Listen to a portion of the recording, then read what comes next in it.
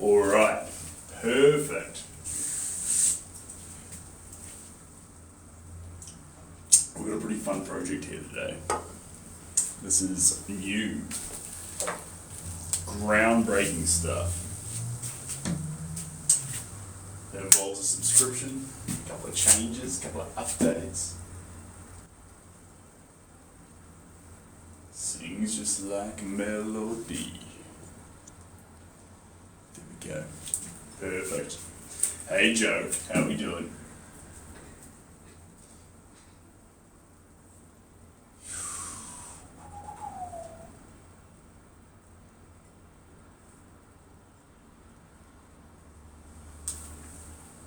Okie dokie.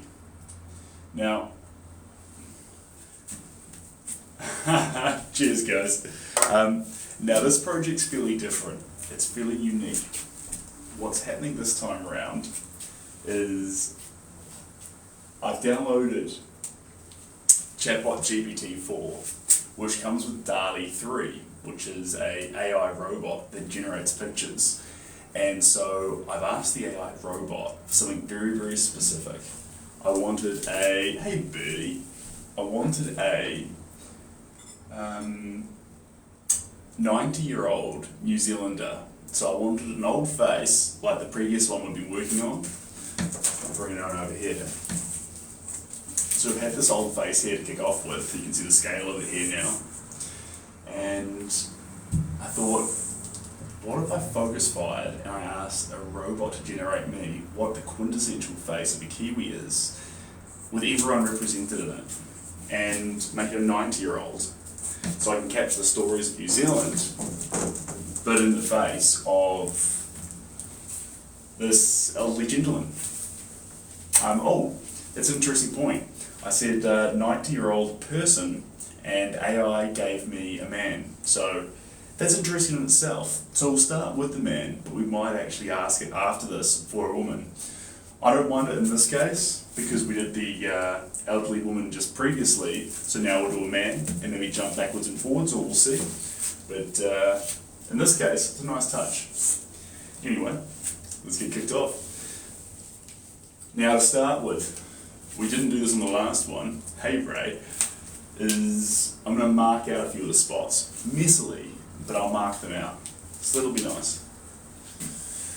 And I've got some water here,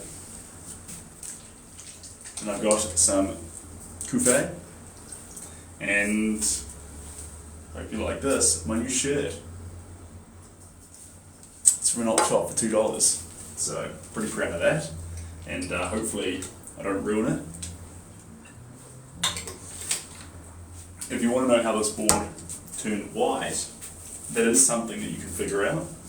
I posted a quick little reel on it earlier today, and basically rubbing alcohol, then after that you can sand it and put rubbing alcohol on it again. I just do rubbing alcohol and then I gesso. The gesso is vegan friendly. It didn't used to be, but it is now. Not for me, but for all art. It used to be made out of what's called rabbit skin glue, which is like it's a glue derived from animal products. But now we use something called acrylic polymer, which is what most gessos, pretty much all gessos now, are made out of because it's cheaper and easier. So that acrylic polymer is essentially plastic. But then you'd say, well, why doesn't my gesso feel like plastic? Well, that's because it's got chalk in it, which adds that tooth. And then it's got a little bit of titanium white paint. Usually it's titanium white, but white pigment. And you're golden. So you don't have to use gesso. There's other things you can use, but I like gesso. I like gesso. So this is just because, do we even need to be marking this out? I feel like I want to. I'm going to mark it out. But all these lines, as time ticks by, will get covered.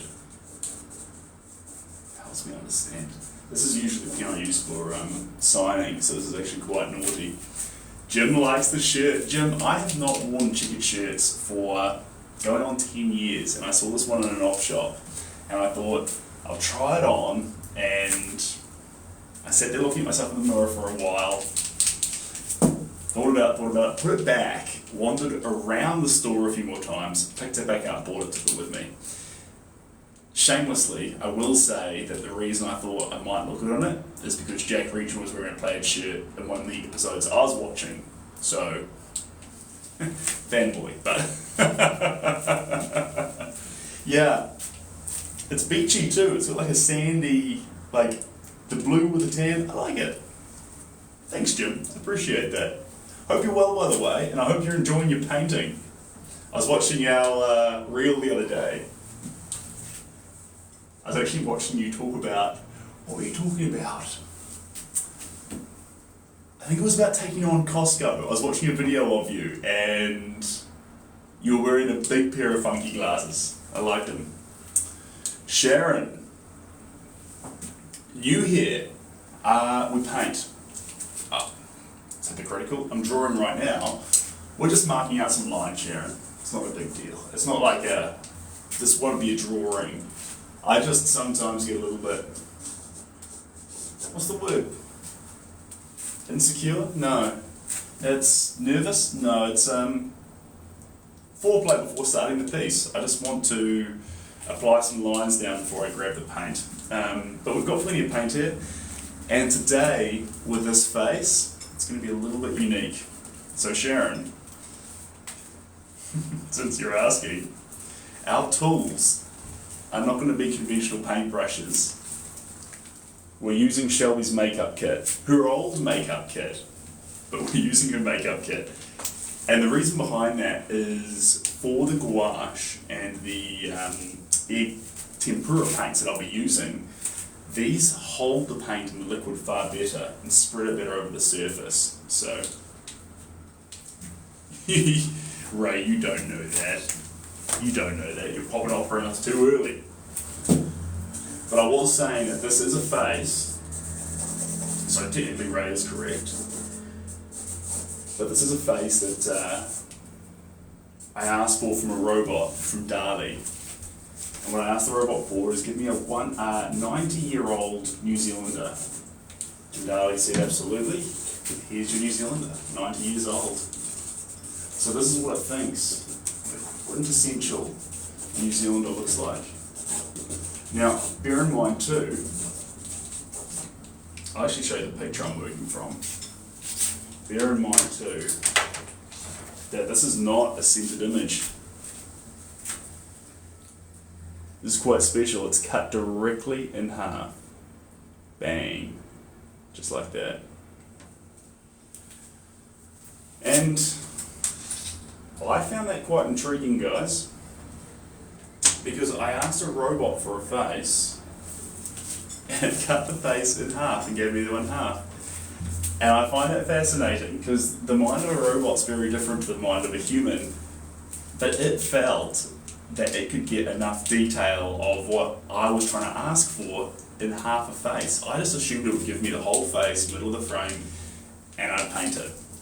But it didn't. It said you just need half to get what you're after, which baffles me.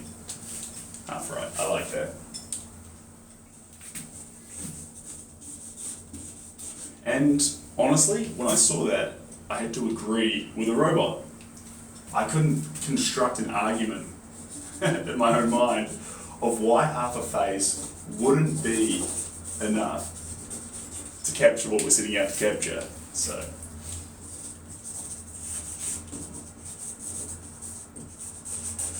what I might do too, don't get motion sickness, but I'm going to put you back a little bit, because if I can get you back just a little bit more, I wonder if I have it there, and if I'm able to shift this a little bit, bear with me.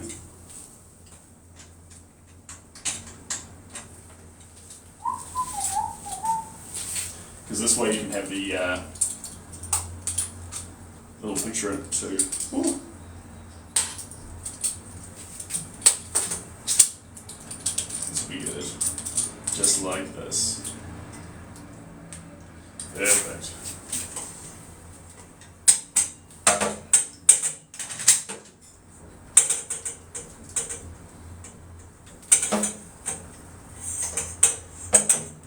this in here properly?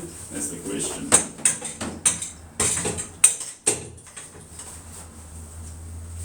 There we go. How's that? Can you see the face? Yeah, brilliant. It is a good day in New Zealand. It is indeed. Sorry, the shirt's from an op shop. So there will be no additional shirts, but its brand is Brixton.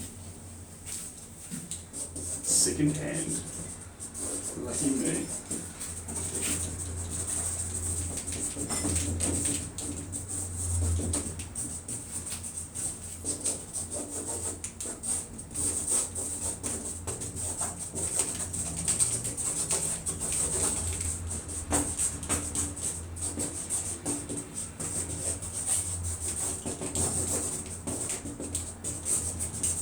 There we go, this is more me getting a feel for the lines of the face than there's any kind of need to create a blueprint of what I'm drawing. I just want to understand where the AI, DALL-E, should we call him Dal? With Dal, has seen volume, not seen volume, created lines, cut lines, contours. And get more of an intimate understanding of those before I start approaching it with paint. So, yeah, we'd love to get the overall design of the face, but not as relevant as us actually understanding and comprehending the subject.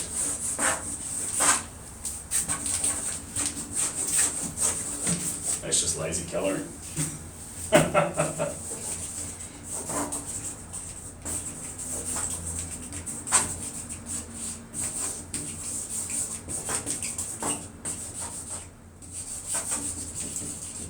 I love the way his mouth is flat, but here is a slight smile there. That's a cheeky, one thing that's unmissable is a cheeky Kiwi smile that's in his face. And that line comes over halfway there. This ear comes further this way. It's not that big at the top, it's lighter at the top. It's long, but it's not pushing out. He's at home. I must have got a new camera, KK. Is it better or worse? Like I say, intimate understanding of the face. There's a couple of wrinkles in here. It's an interesting one, it's a Kiwi wrinkle. I want to capture that cheeky fun that Kiwis bring to the table. If we can get that, that'll be good. Hey Jew.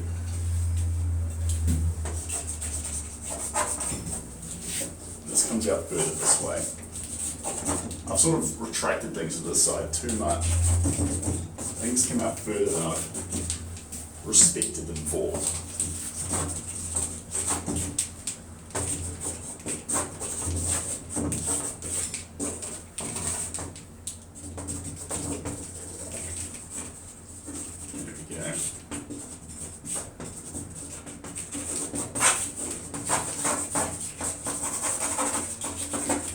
Perfect. What do you reckon, guys? We done? Just cool it there. So I'm gonna bring this chin down a bit more.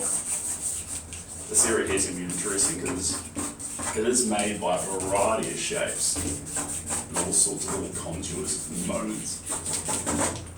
That'll do. Right. On with our first colour. You do, Steve? That's a good start. It's a good start. Well, we're going to come in first with the thickest brush. And now bear in mind, if we get too hung up on the fact that there's a face in there, and we start trying to actually define ear, eye, mouth, nose, collar, hair, hairline, forehead, we'll lose it. We can't do that. What we have to do, and we might lose some definition in this process, is focus on the shapes we see. First off, with the dark colours, probably like a phthalo blue, and actually come in here and start capturing those bigger shapes, losing detail, but getting truth behind the actual picture. Yoda! Kiwi in the room, I like that. This is AI's definition of a 90-year-old Kiwi. So if you ask the most intelligent AI image generating robot we've got right now, make me a picture of a 90-year-old Kiwi. I said New Zealander because Kiwi would give you a bird. This is what you get. And we're going to try and capture it. I love that.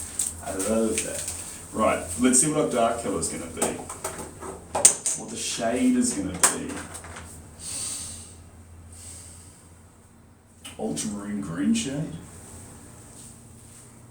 Yeah, that'll do. It's actually lighter than black, but I think I'm into it. I think I'm into the fact that this colour, it's more like a dark grey rather than black. Let's get a bunch of that. There we go. So this is aquamarine. Aquamarine. Cheers, Sharon. You kind of like it just like that? Well, that's kind of the fun, actually. It's actually going to reach a stage like the old lady I worked on before, that you'll be like, had a lot of people saying about 2 hours in, it's perfect, don't touch it. And I keep touching it. And they thought I'd ruined it. And they might not be wrong. The point is, paintings are a lot more like a journey than they are an escapade to a finished product.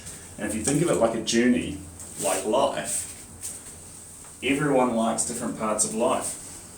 Some people peaked in high school.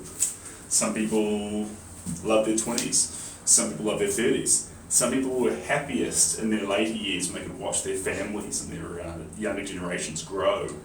You know, so you may, I'm going to be fully honest with you, you may love it now and not like any stage that it becomes more than what it is right now. And some other people will have that experience later in the piece, but for different layers. And there'll be a select group that likes the final layer. But honestly, what the real thrill comes from is being there for the process. That's why we're here right now. That's the, and I'm glad the shirt's getting a little love. I've been terrified of this kind of shirt for a long time. It's much easier that way. There we go. So because it's not a full dark colour, you'll be able to see through it and see those black lines. I'm going to use this colour to capture the first big shadows in this picture.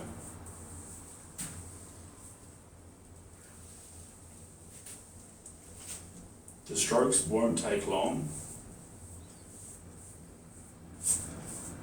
As soon as these strokes slow down and get small like this, we've missed the point of these initial layers.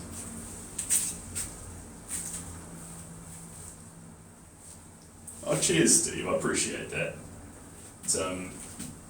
But look,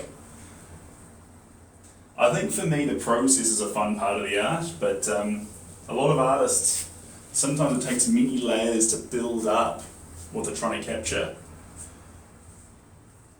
Maybe at the end they capture it better than me. Maybe they're after something completely different. Everyone's different. Everyone's different. Beautiful. Now, I don't know if I mentioned it before, but this is egg tempera. So it's eggs, free range, pasture raised, high quality, well looked after hens. Yolk mixed with pigment, and the pigment comes from gouache. So I'm using gouache paste to get my strong matte-like pigment to make this painting. And egg to be the binder that makes the paint run. Now the egg's not going to rot, don't worry about that. It's put on so thin that it dries within seconds of hitting the canvas. It cures in minutes. create this permanent tough film. If you've ever left egg yolks on a plate, you'll know what I'm talking about. It goes hard, strong, it chips off.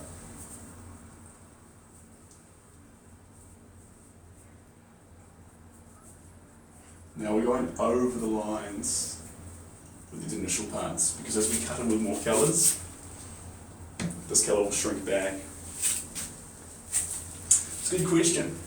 In the picture here, the background is white, and I always find there's a lovely touch when you can leave the gesso or the raw wood surface there to be seen. You don't need to fill, it's like an essay. When we were in university, you would just fill in with just lines because you needed a certain word count. Art's not like that. This doesn't need you to fill it with something just because it's there. If the right answer is found everywhere else, leave the gesso blank. It's a better statement than painting gesso white or covering the wood that's underneath. So, short answer, I don't know. We could use it to actually alter the composition and create balance. If this gets too heavy, we can make this lighter. But look, really don't know at this stage. Could go in any direction.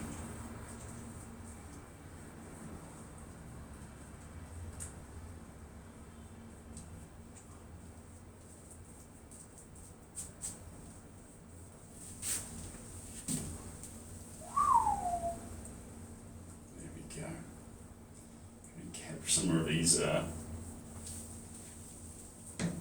get these amazing cut lines. I'd love to know if these wrinkles were actually possible, or if AI is shot from the hip, in that these wrinkles aren't actually possible. Who knows? Does it even matter?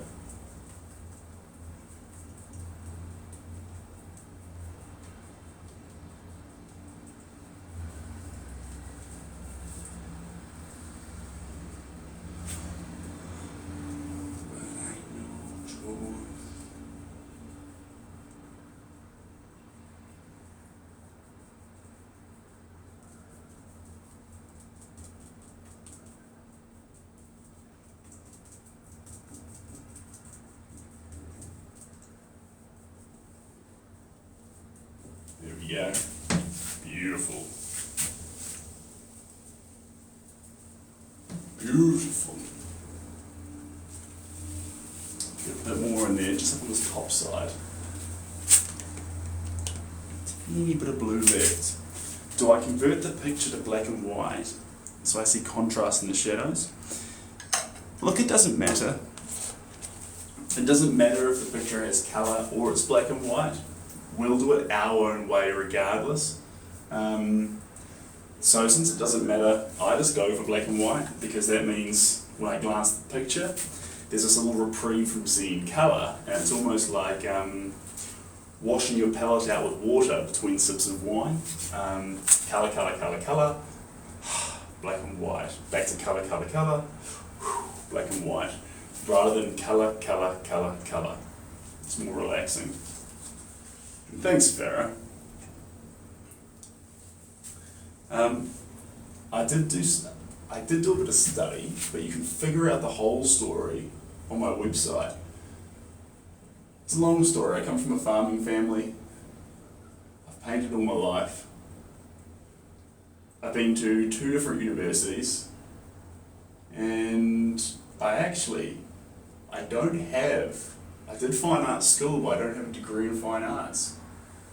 I have a degree in art history and philosophy, and that actually is part of the reason why I think I've managed to become an artist, because if it wasn't for the philosophy and the art history side, they could make me really deeply question the why element. I've given up on painting a long time ago, seen it as a pipe dream or something that, without the why, I just would have doubted myself in. Stood in front of empty canvases. The why is important, guys. Why do you paint? Why? Because actually, this is just coloured liquid on a canvas. You're not producing food, you're not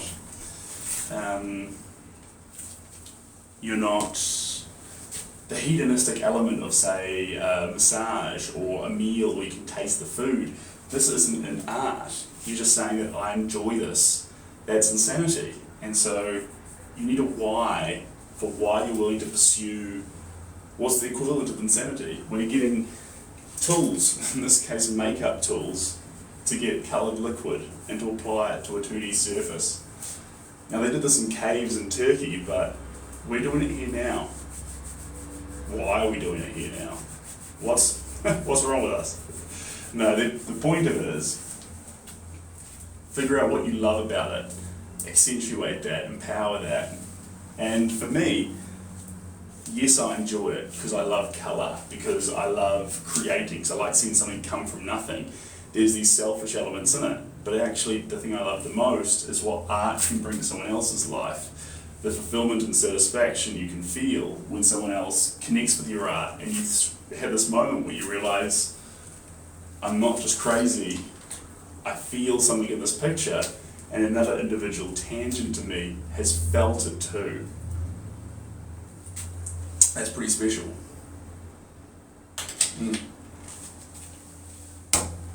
Julie, this is not a commission piece. This is my own little project of passion. So what we're looking at here is, I asked this morning, I haven't seen this picture, I only saw this picture 20 minutes ago actually.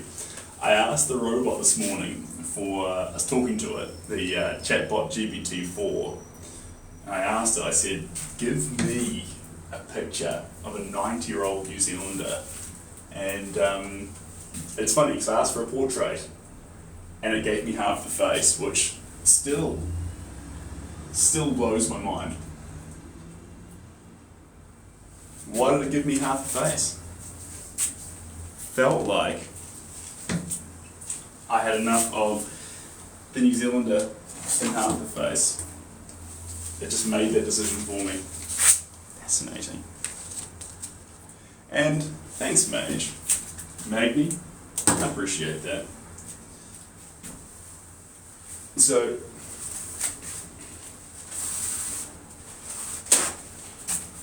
what we do here, I've said it before guys, but I'll say it again, thanks Tim. One thing that artists go through, you can see here, this is the amount of colour. I'm squeezing it here and it's just full. That's why makeup brushes are fantastic, they hold the colour. Artists, one of the hardest things you'll face as an artist, whether you're starting or perpetuating,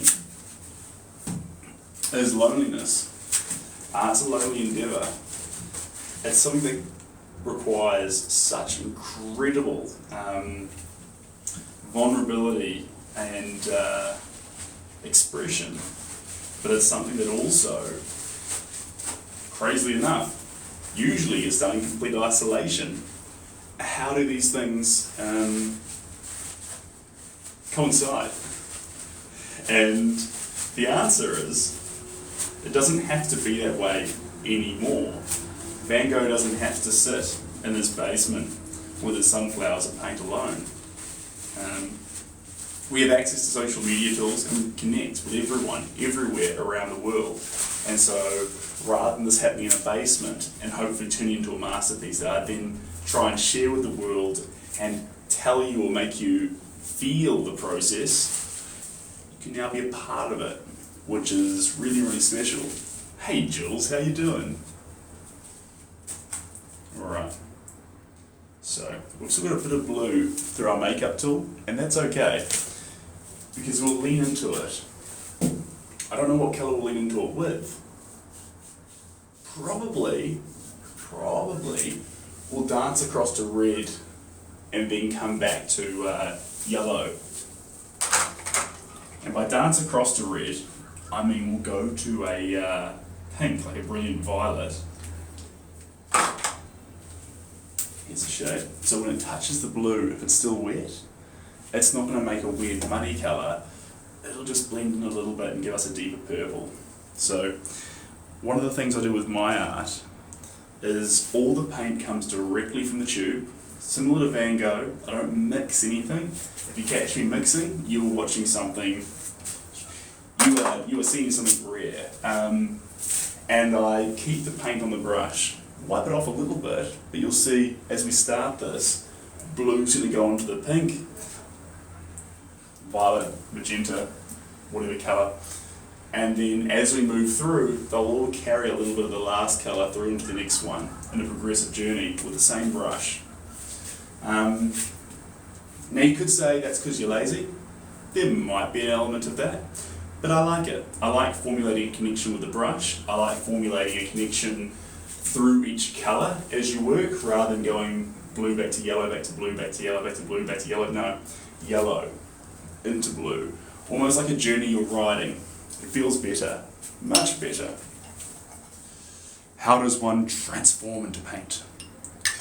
Well, how does one transform into paint? Well, you can ask me for a commission. I'll transform you into paint if there's a connection, but best thing to do is go to my website, the link in the bio, and there's a commission form there. And you might find what you're looking for. Or we might just talk about your commission, the idea you have. Sometimes just talking about your idea can help you understand what you want better. Maybe it's not even a painting you want. Maybe what you really want is to call your old friends, go out for a drink. Let's come back up here. I like this, but in black and white. Well, it might. It won't stay in black and white. Not for me anyway. But, I like the black and white picture. It relaxes me. I was saying that earlier. So you can see straight away, guys, see where that pink's hitting, violet's hitting, it's mixing into the blue, but it's not creating mud. It's creating a deeper purple. So as you're watching your painting dry, even if the paint dries fast, using a colour that'll have a nice match on the colour wheel as it mixes with the previous colour is a good idea. Not a must, never a must, but it's a good idea. And because it mixes in like that, if there's any areas we want to accentuate darkness in, we just go straight over the top of the blue and it'll create a deeper purple, increasing the pigmentation with our reds and our blues together. Well, pinks and blues. Get more of a depth of colour. But this is getting very technical, guys. This is not a Bible. Ignore it if you want to ignore it. I break these rules all the time. You'll be watching this today even. You'll be like, you said this thing earlier, and then you just didn't do it for the next layer. Yeah, well. Like they said in Pirates of the Caribbean, it's more like guidelines and general rules. The moment you think there's a rule in painting, that's a red flag. It's a danger zone. A rule. You have to put paint here. You have to start with this colour. You have to not use this colour and go in this order. Start getting worried, because that is the first step to landing yourself in a rush or to resenting the process. Paint, this wild colour, this picture generated by a robot, us being here making it, this is all inherently crazy and wild. And the one thing that doesn't belong is rules that cannot be broken. It is dangerous. Dangerous.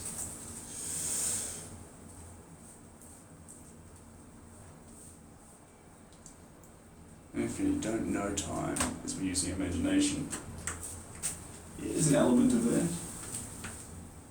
For the first time I've noticed a bit of a neck here. I thought it was all darkness.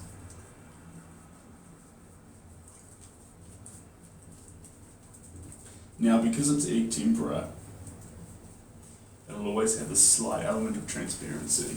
So we can go straight over the top of this blue. And now I have two layers. We can see both, the beauty of both.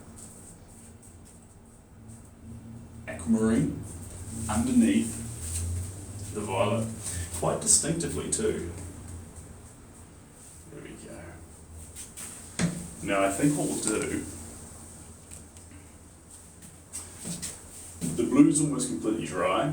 We've got violet on drying. The next step will be to grab a more reddish colour, like a flame red, and add a bit of white to it. So we start getting lighter, but staying on that red hue. But you can see like there's a few areas like around this eye that have pushed in and got darker. As with the light colours, they'll cut in because the wrinkles catch light, and the wrinkles will make the eye come back out again. That's the plan. That's the plan. Right. I think either flame red or we'll go back to violet. Yes, we are. We are indoors. Lovely place to be. Even though it's a beautiful day though, maybe we should be outside, but we're indoors. I'm just going to decide. Venetian red, primary red, or flame red. Venetian red. Is that just getting too... Now we'll do Venetian red. This will be fun. A little bit more. There we go. Venetian. Cool name for a red, to be fair. And a little bit of this. There we go. Beautiful. Thanks, Brandy. Now, because it's red and we're on top of pink, we're just going to mix it straight over the top. And if it gets a little bit of that, technically it's violet, we're not going to worry too much. This will be the last colour we add on before we move to a smaller brush. Unless we go for white. Are we going to go for white? Maybe. Maybe. That'll be a watch this space kind of colour.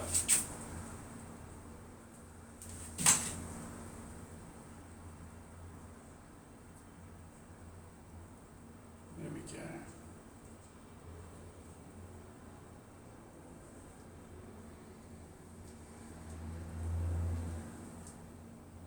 Big thick areas covering these light grey parts. This is where we'll actually may lose a little bit about definition, and that's okay. Everything can't just be straight definition.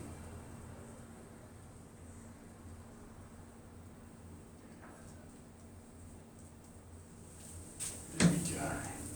Beautiful. A little bit up here, down through here.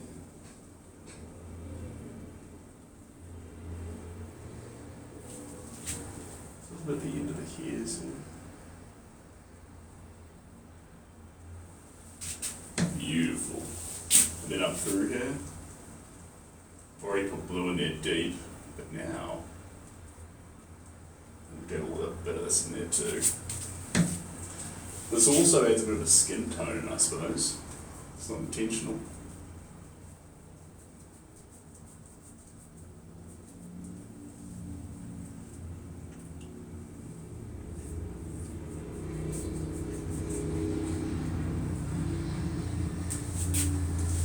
Can you send me a pic of your grandfather? Of course you can. Where you want to go to is the link in the bio. And from the link in the bio, you'll find commission and original. And you'll be good to go from there. Or you can hang out here. Both those options are fine.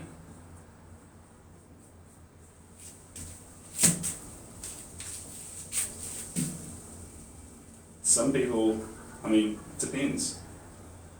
To get something this size as well, it's not just a price thing, you've got to have space.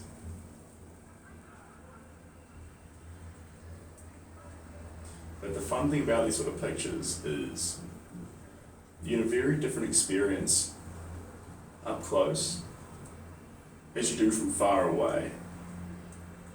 And that change of experience is sort of special because when you're up close having a cup of tea, it's not offensive, you can't see a giant face staring out at you.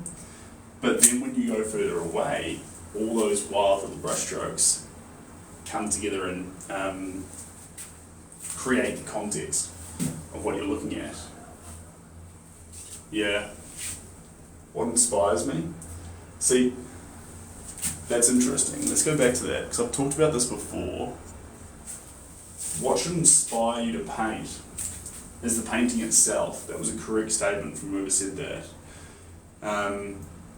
People think you need inspiration to get in front of a canvas. Like, I'm not feeling inspired right now, I'm just not going to paint. It's incorrect. It's the wrong way around. You need to be motivated to paint. So you need to find the motivation or the mental willpower to stand in front of the canvas and start. That takes motivation. But in the actual painting process, the experience of creating, the experience of taking something and bringing it into reality, this is what inspires you.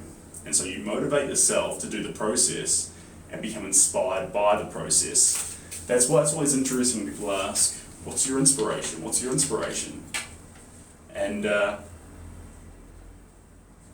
a sportsman would say, for a rugby player or a soccer player, would expect the sport itself to be what accelerated them and makes them fall in love with the game every time. The sensation of kicking a ball, the sensation of scoring a try or kicking a goal and things. Yet with art, we seem to not think that the experience of doing a brush stroke, of capturing a colour, of doing a larger movement, should be the thing that motivates that inspires you to paint. Well, it should be, if it was more like football. It should be if it was more like football. Just put down this paintbrush. This one's served its purpose. I'm going to shrink down a brush.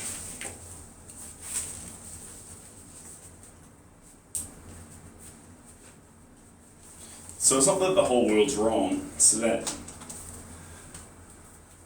by my definition, I think we've got it twisted. And waiting for this weird,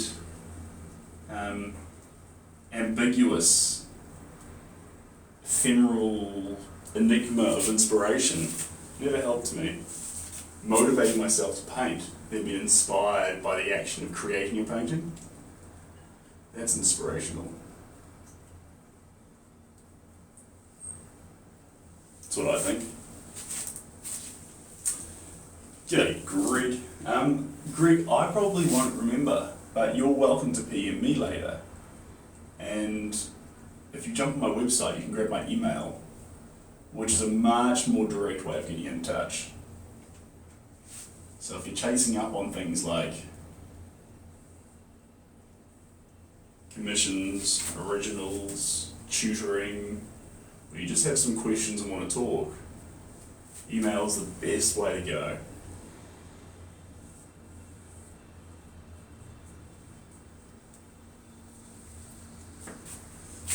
I'm an American, you watch Bob Ross. Good stuff. I love that. I love that. I watch a lot of Bob Ross too. He's an absolute legend. Not because we've turned him into a legend, but because of who he is as a person. I need an eye for it. I had a ton of inspiration, just no skill. That's an interesting one.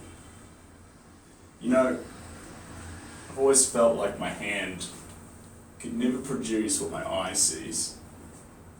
And I try so hard for my hand or for the medium to show what I think and feel. And sometimes it's the hardest thing and a compromise you have to make. But it's never stopped me from painting. It's just made me try to pursue with more vigour the medium that I should be using. And for you, maybe it's not acrylic or oils, maybe it's clay, maybe it's pencils. But if you can see it in your mind, realise that that's the most challenging part. And all you need to do now is figure out a way to unlock that. Honestly, I'm pretty excited for you actually. You're at a pretty fun stage.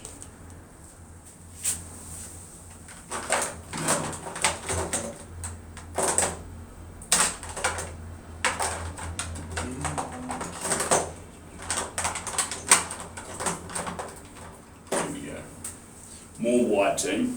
Hey Jay, move Bob Ross. Yeah. He, I think he loved the structure of his paintings too. They're very specific. He talks about little mistakes, but he made very few. I certainly try to exaggerate and lean into as many mistakes as possible in the pursuit of just raw chaos. So there's a little bit of a wild card there like that, but gotta love Bob Ross. He really used it for. Let's get this in here. Right, same colour. We've just lightened up the tone with a bunch more white.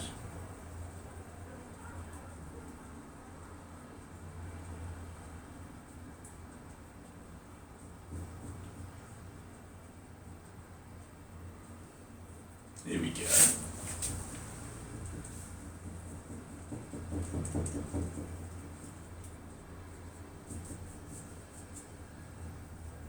There we go.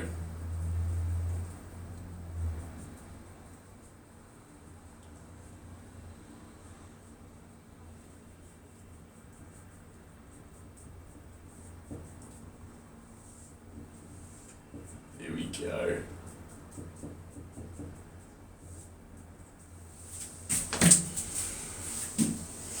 This is fun. Water paint or acrylic paint I'm using, Sharon. You were here when I told you. It's neither. It's gouache paint making the pigment, and it's egg tempera making the binder, the vehicle for the paint. So the vehicle for this paint is egg yolk, and the pigment for this paint is gouache. So the ingredients here is egg yolk. In this case here, I can get it exact for you. We're using pigment PR9, PR101, PY74, PW6, pasture-raised free-range eggs, a tiny bit of guar gum, a little bit of distilled water, and that's everything. Pretty fun. Voila.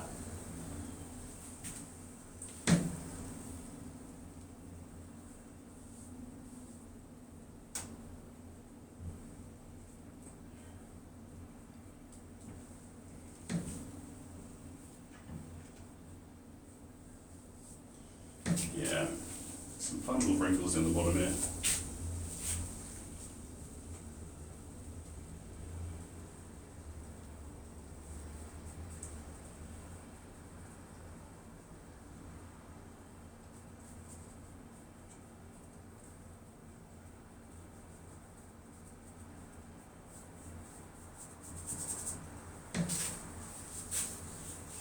I might actually splash this colour a little bit more of this background here. I didn't think I was going to, but I'm going to.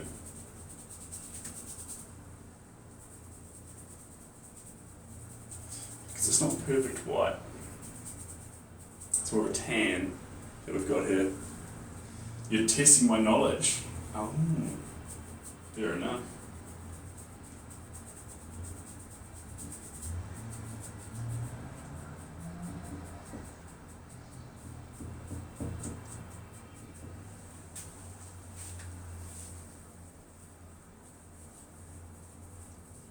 There we go.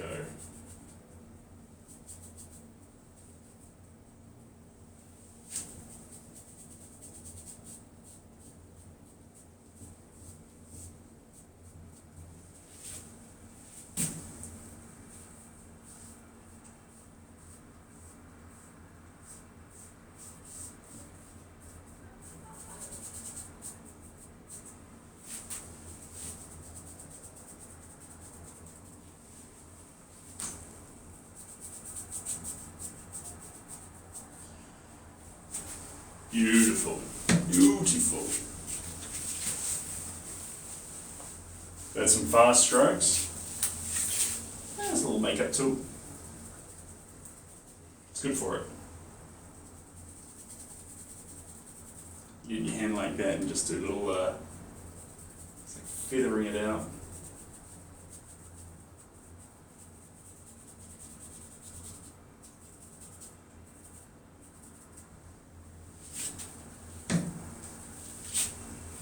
Then up here.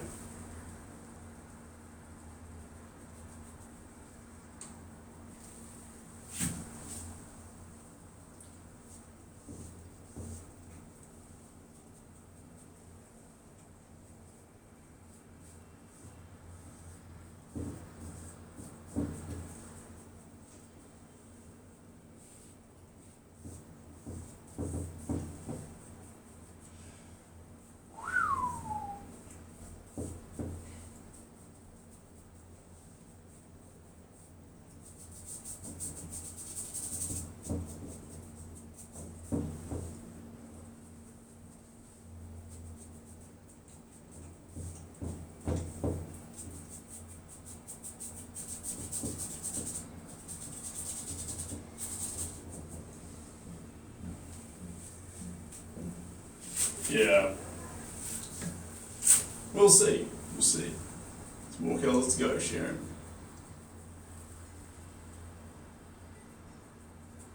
But it's in a fun spot.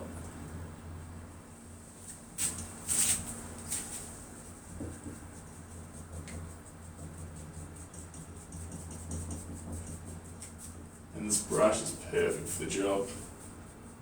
Perfect for the job.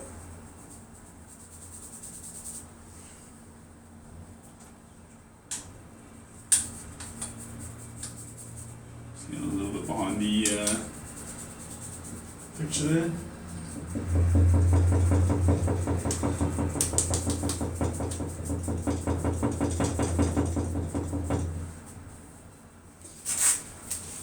Hey user, the style of painting.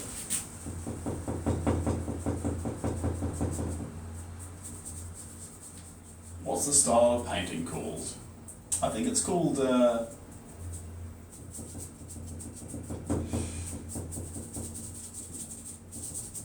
I think you can get all sorts of complicated definitions for things. And I feel like they try and box you in a lot of the time. But maybe Impressionism, Primalism, maybe you could even say Expressionism. It's really up to you. But unless you're looking at things in history, defining things through art movements or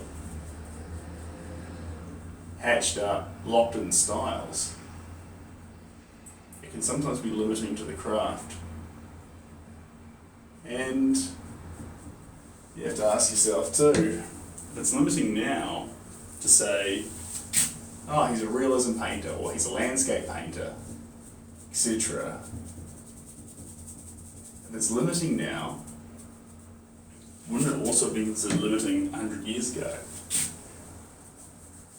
I wonder if Van Gogh, deep down, considered himself an impressionist painter, or if he thought of himself as an artist. This is just an important difference. A painter needs paint. An artist and a painter can both paint, but a painter needs it. An artist uses it. Paint's a tool, not a necessity. Depending on what the artist's intentions are, it can be a tool to connect, to comment, create. Who knows? Who knows? Once you start talking about delving into the mind of an artist, you're talking about dangerous territory.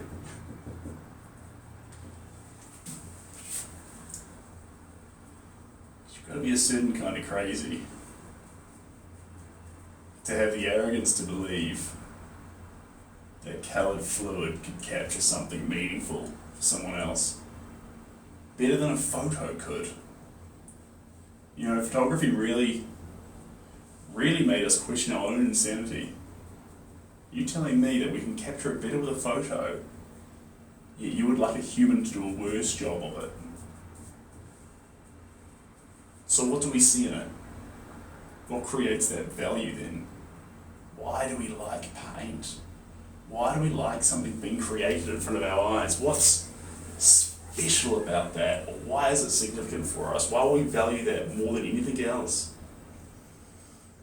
And I think it's because there's something raw, primal, and real in a human making it with their hands, the tactility of it, the closer you can get to the art, the experience of actually making it. We don't want art that's just under the hood of someone's name, say like Damien Hirst comes under a bit of fire because they suspect he might have other people painting them, or he's just signing them and, you know, making the art because he's so famous. But what we really believe of as art, what we care about with it, aside from the whole business and commercial side of it, we want to know that there's a person actually pouring themselves into it like a song almost, that with a musician's chords or singing, they're giving everything they've got to make something special. And that same sense, we'd like to think that the artist of Van Gogh, not flippantly making artwork in a studio, but feeling like he really could make something that would be significant for us to bond with and exist, coincide with in the world. Anyway, thanks guys, I appreciate that.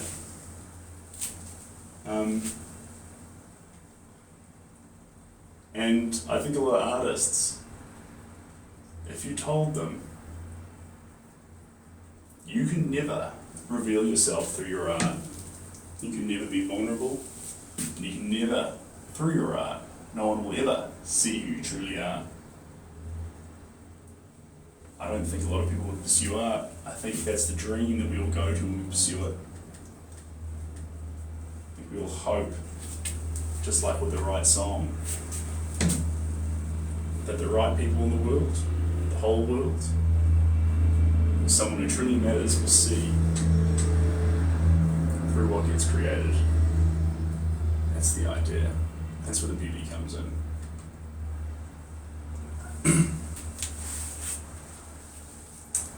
Jules, good to have you here, as always. Get some sleep. Sorry for coming on so late for you. And I'll see you again soon. Hopefully. I don't like to assume.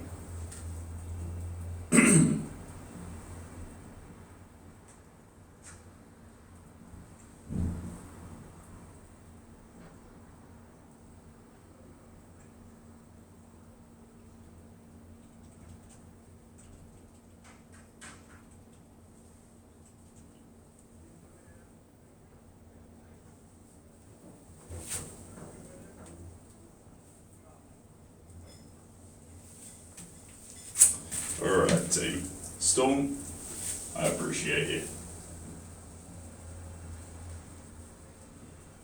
I'm still not fully sure what sharing alive does, but the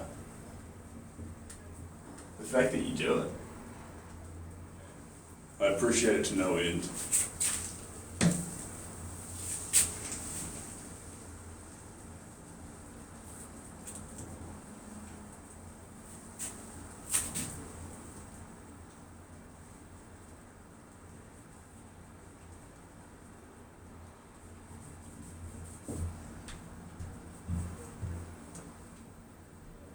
Okay.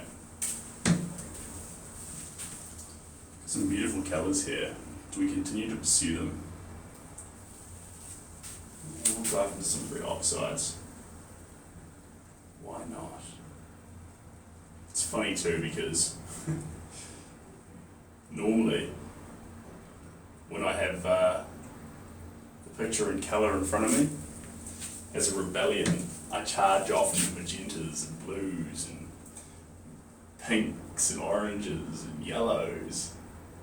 But since the picture's in black and white, I've just been less aggressive in my invasion of skin tones, which is kind of fun. I appreciate that.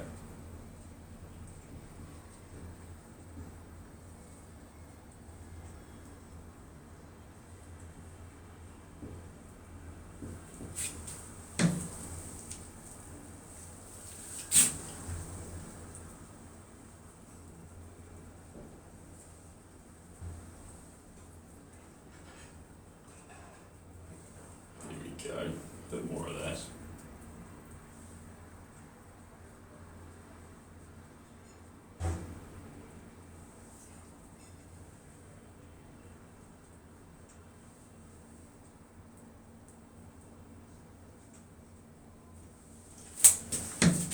Alright.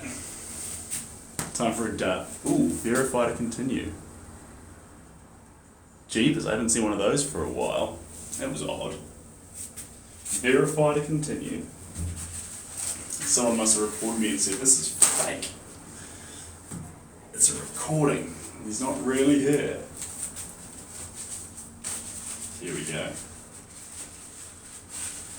Now the question is, do we limit the colour palette and stay within the realms of a few colours? Or do we just keep spreading out into the world of pigments? It's hard to know what the right answer is on any given piece. I think as a New Zealand piece though, green's quite important because green's an essential part of New Zealand. Our trees, our landscapes, our world view of green. Hey Angel, it is a mixture, an eclectic mixture. So you're best to figure out about my art journey. Like it sounds so cryptic, my art journey. You're best to figure out more about me by going to the About Me page by the link in my bio. We'll be looked after there. Here we go. Right. Green paint. Here we go.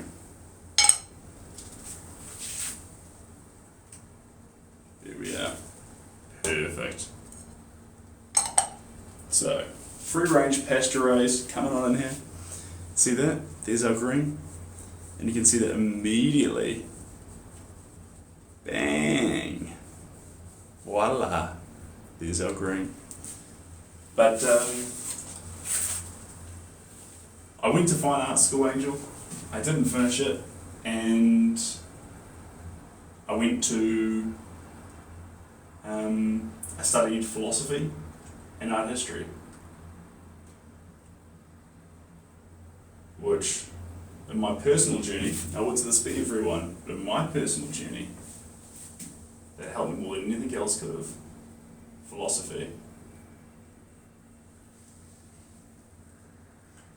I don't know, I wouldn't give that advice to other artists, but for me, it was essential to better understand myself.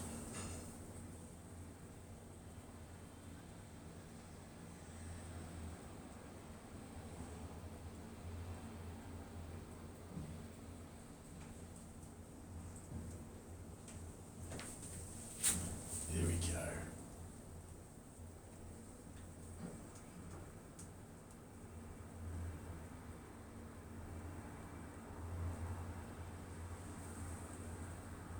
Beautiful.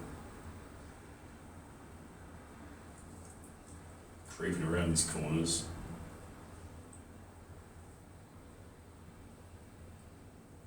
See, we're gouging some deep lines into the picture to start to capture these, this line work, this character.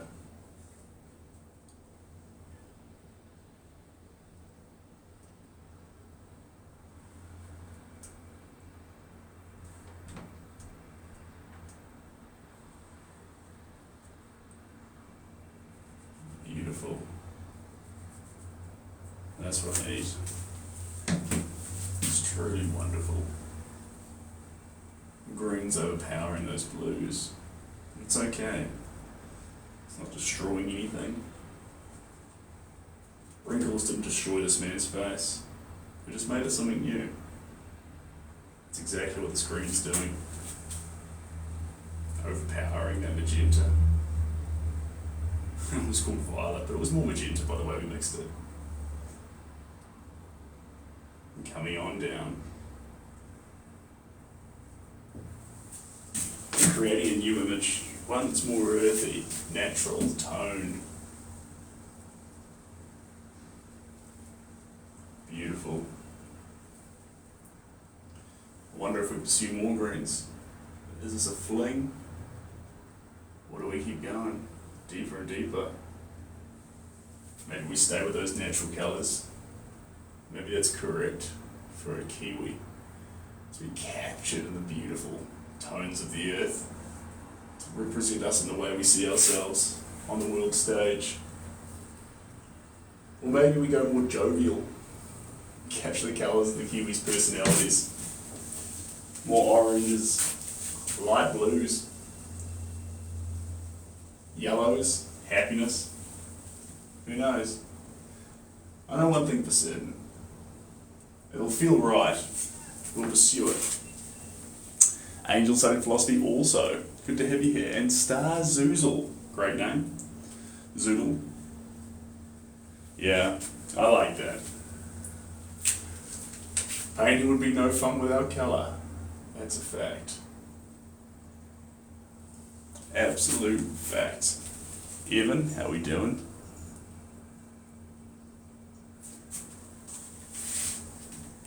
And congratulations, guys. With teamwork and persistence,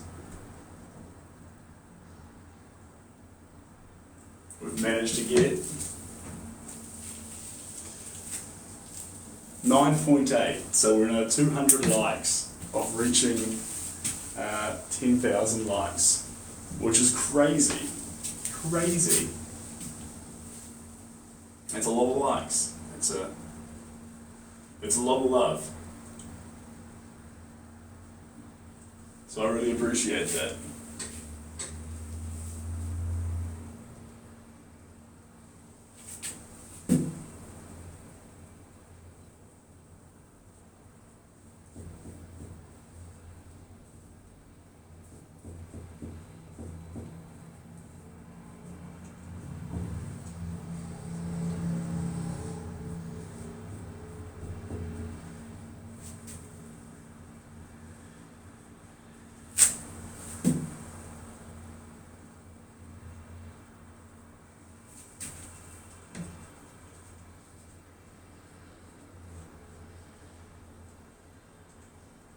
Here we are.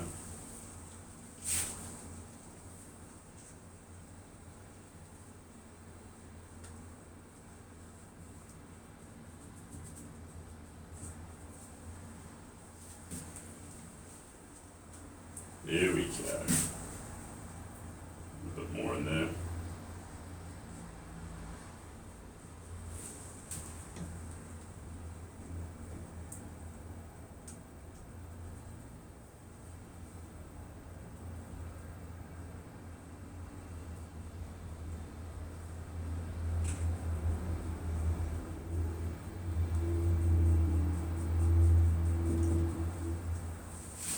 Beautiful.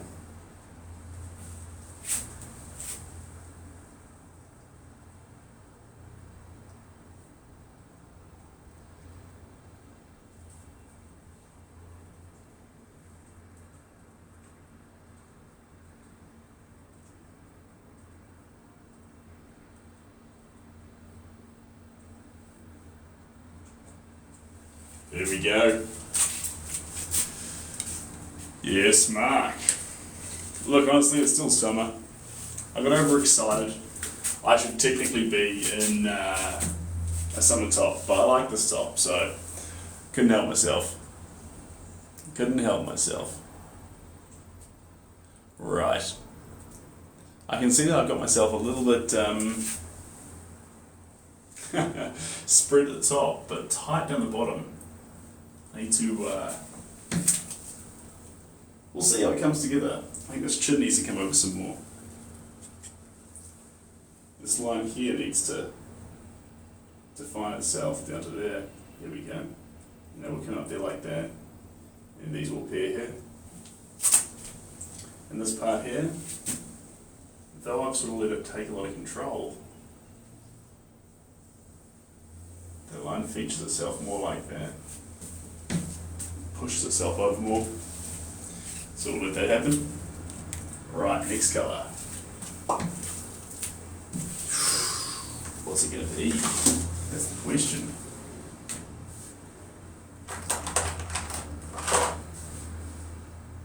Alright. It's funny,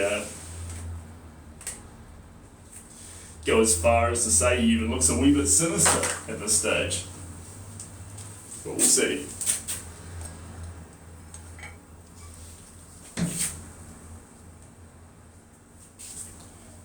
There we go.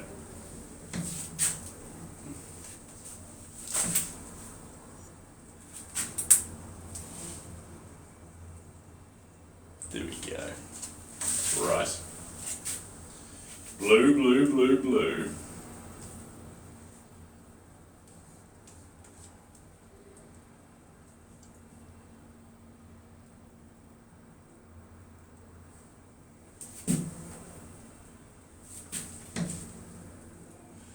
There we go. Spread the space out a wee bit.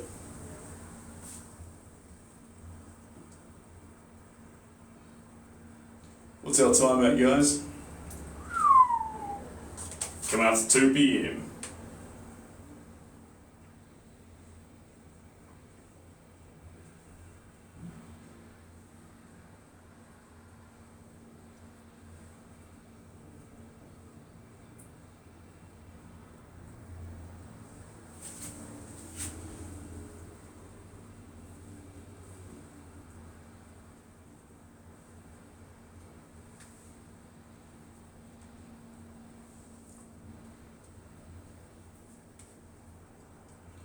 Beautiful.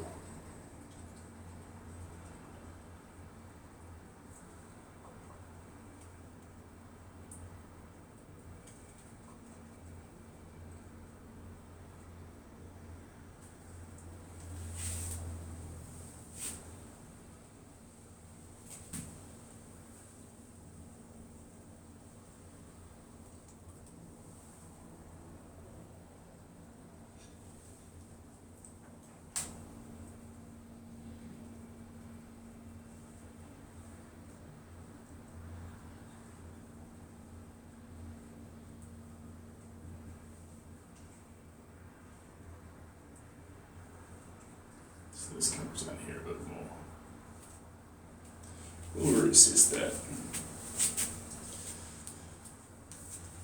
Ooh, gone 8 p.m. J.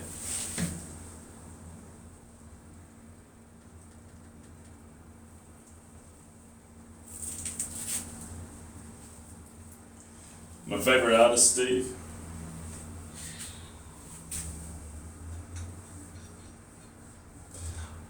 I like Van Gogh's art, but not his personality. Apparently he wasn't a very nice individual. I love Picasso's attitude and personality, but not his art. So I think where to really thread that needle would be to get Picasso's personality and Van Gogh's hand. And man, you'd have an artist then. That'd be exciting.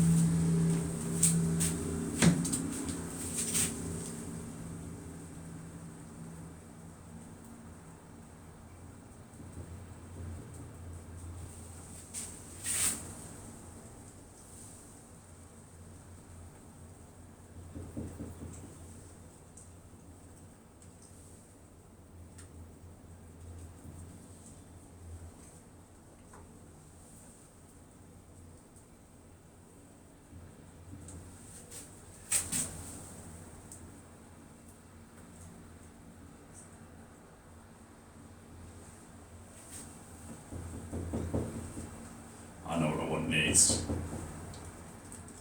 I know exactly what I want next.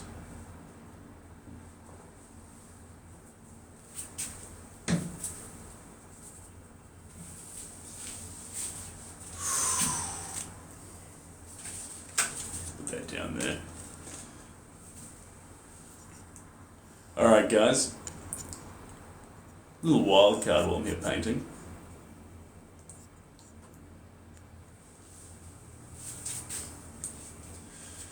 This is a bit entertaining for me, and it's a bit of fun for you guys. We were doing this the other day. And I try to keep these as simple as possible, because it makes it harder for you guys, because they're pretty basic. So, I draw it tiny, and sometimes do it more like a riddle. This makes it harder for you. You don't have to guess, you can ignore it, but it's fun to be there. Next colour up, it's going to be primary red. Now I'm in it, and now I'm out.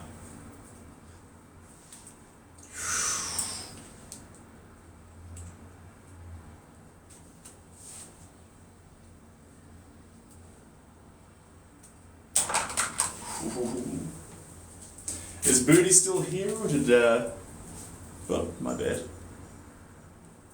Did Booty, move on? She's still here, she would have been here for a while. Hey, Thomas.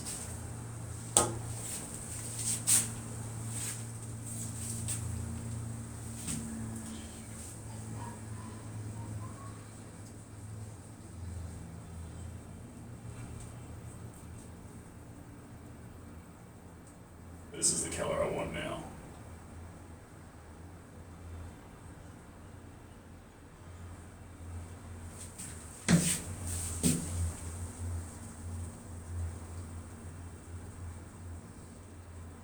Just enjoy it as we lose and gain definition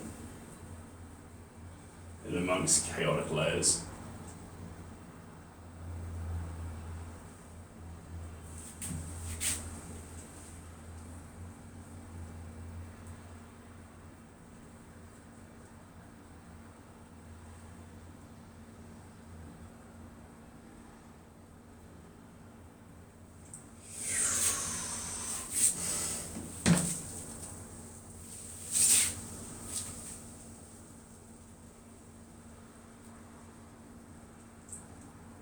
Fiery colour of red.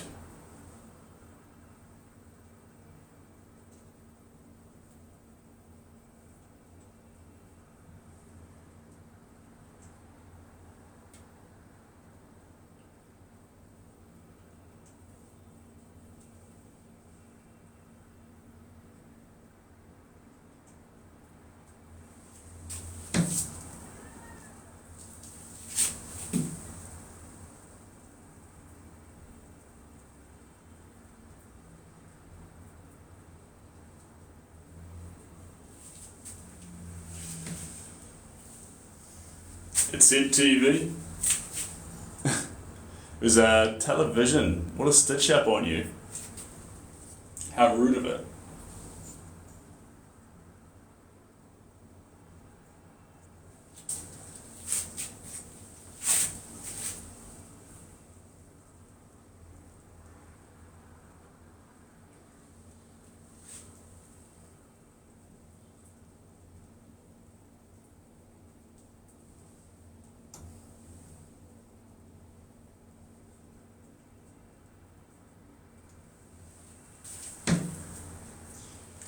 We're putting a bit of dark light in it now. Bit of dark light. Which is good, because it will actually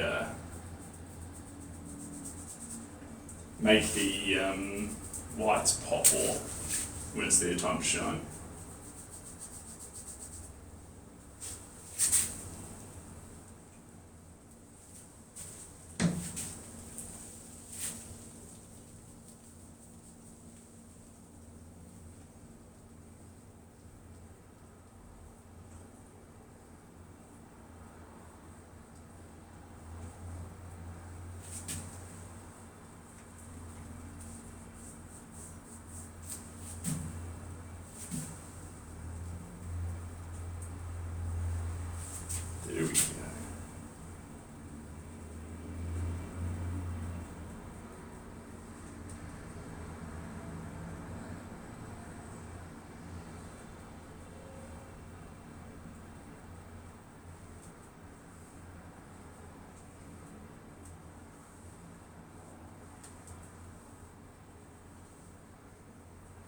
Mix in the reds with a bit of white. Get a voluptuous pink.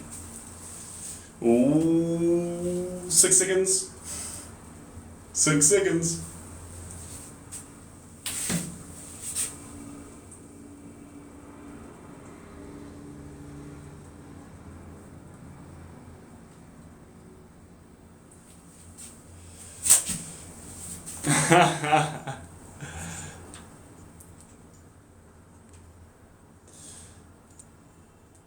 But why won't it let me? There we go. Now I can see better. Unfortunately, the game, it stops me from being able to read comments as easily. So it's a little bit tough.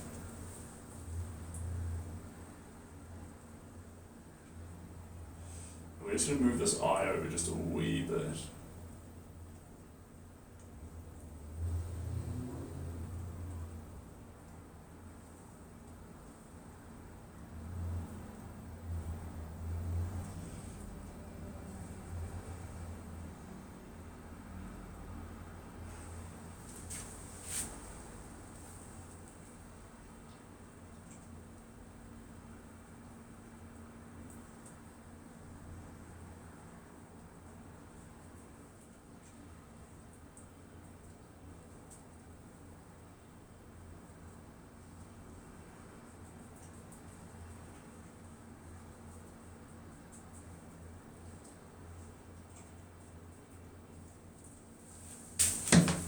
Alright.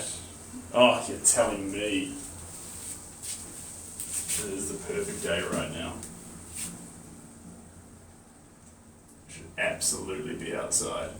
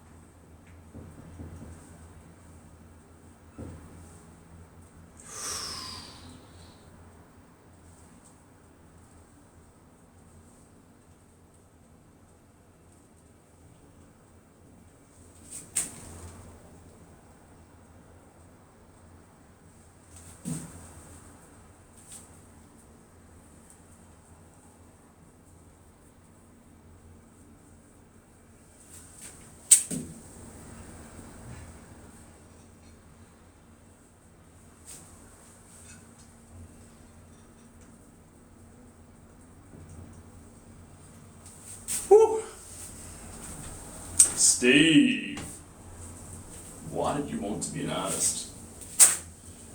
Because I arrogantly thought I could make people happy through art. If I could make people happy, then it'd be a pursuit worth pursuing. So here I am, doing my best to do that. Both with the creations that get made, sharing the creative process, and seeing if we can't brighten someone's day. This space still needs a bit of stretching out this way, but it's going in the right direction.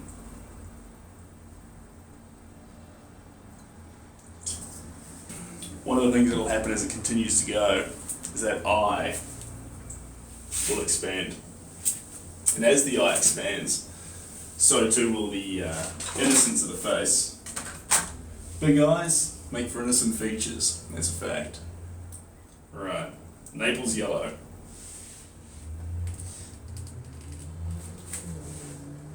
Naples yellow, this particular Naples yellow is actually a combination of 2 pigments, which I think is raw sienna and titanium white. So it's not standard Naples yellow, which was a pigment that was, I think, made from lead. But it's a lovable yellow. Now, let's grab a slightly smaller brush again. Thanks, Tex. And Ashy, long time no see. Hope you're well. Question is, yeah, let's go for even. Is this too small though? No, it's not. It's perfect. It's perfect. Little makeup bag. For those who don't know what we're working with, this is literally a makeup tool. And we're going to use it to apply some detail to this picture. It's perfect in every way. I don't use the mascara side all that much, but I do love the other side.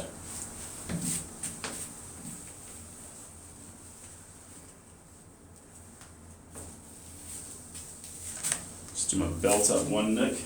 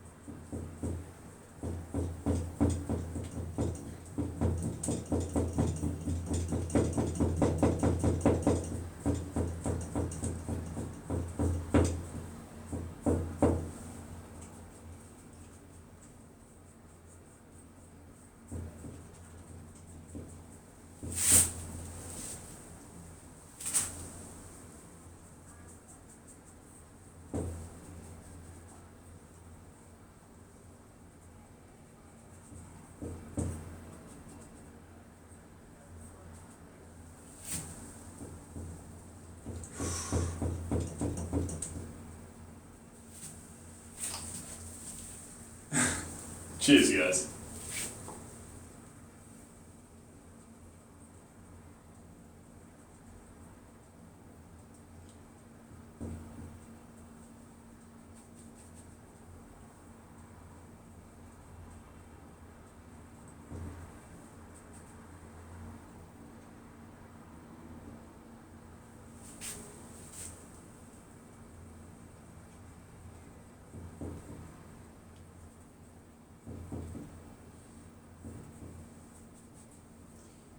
Destroy this eye a little bit as we move it around. Can't quite decide where I want it to land. It's healthy though. Better than leaving it to land in the wrong spot.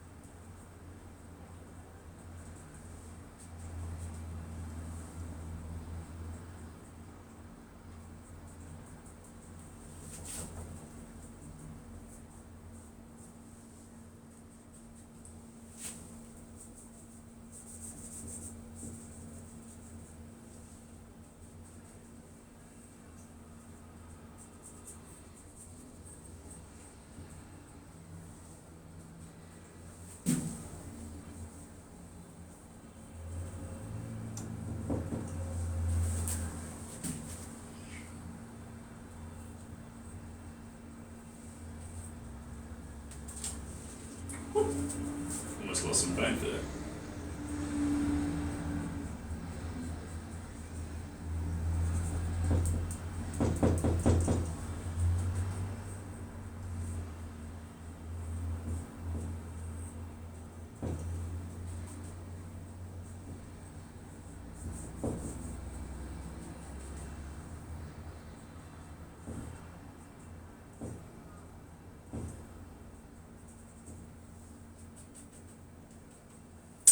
Hey Travis, how you doing?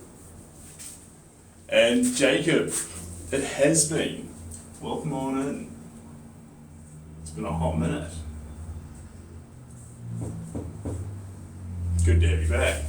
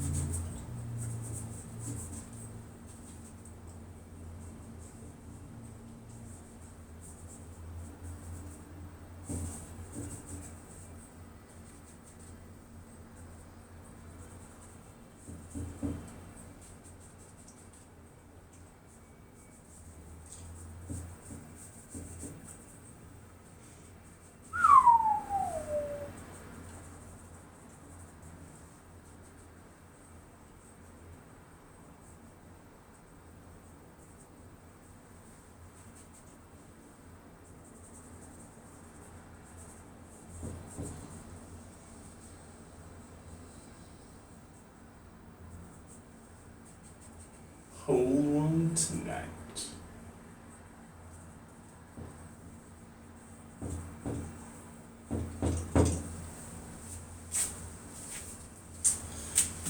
What's that iPad mount I'm using? It's one from a local store, I forget the name. But it's good, it holds the iPad. Nice and steady. Those just see the picture, that's fun. Those just see the picture.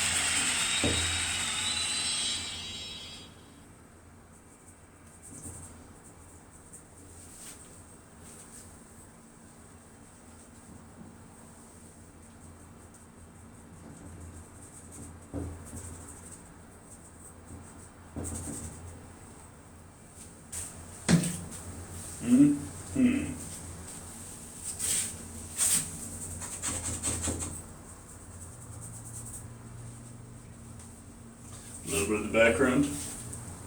Petty by nature. Welcome on back in. And I appreciate the roses.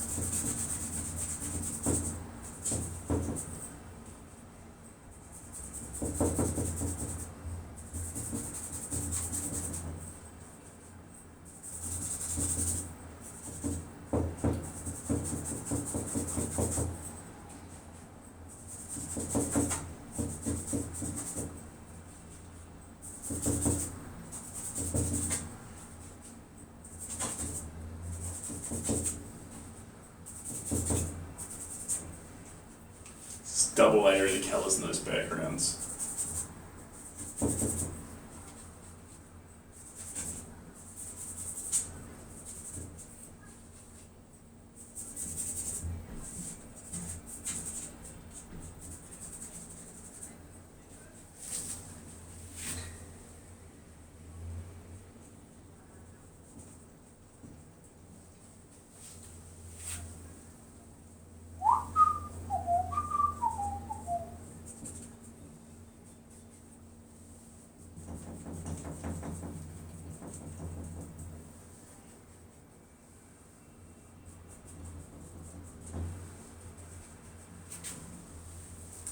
When you're down low here, hello ribbons.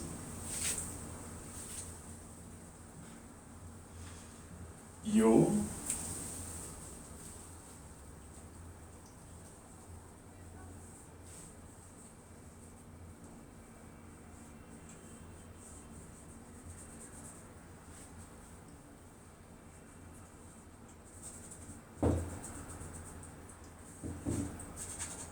all right. I'm going to pause there for a hot second, team. For a hot second. I'm going to move this to the side of it. Pick up our chair. If it'll make it through the gap. It will. Whew.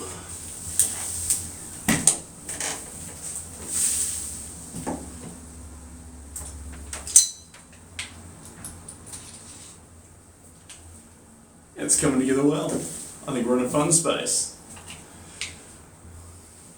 There is a sort of smile that appears here, which actually will get overruled as this line comes down this way more. In time. In time. Now, let's have a little look-see here.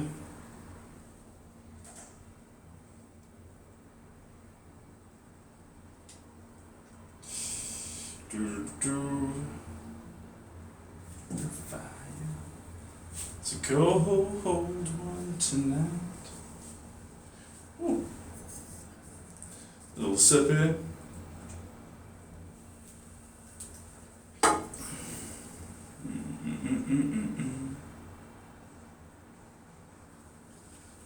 Dearie me. And we might keep going for another 2 or 3 colours. We'll see how we go. 2 or 3 colours is about right, team. That'll be perfect, I reckon. Perfect. Once I've just had a little bit of a fossick around. Cheers, Jay. I appreciate that. I appreciate that a lot. it's got a bit more to go on it, obviously. We want to capture happy, go lucky, and fun more than we want to capture a sort of. He has this leaning forward, sinister feel to him. We want to change that, and we'll see. This is what layers are for. Many, many layers. Do do do do do do do do do. La dee do do do. La ba do do do do do. Da da da dee da do. Stand here by your fire, 'cause it's a cold one tonight. And congrats, guys. We've made it to 15,000 likes, which is pretty fun.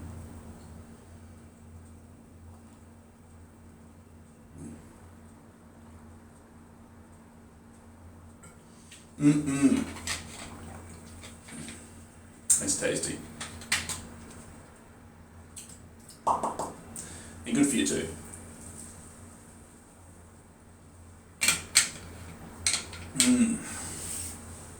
Right. Kicking off down here first. Water. That's a very good observation, Jack. Yes, it is water. There we go. There.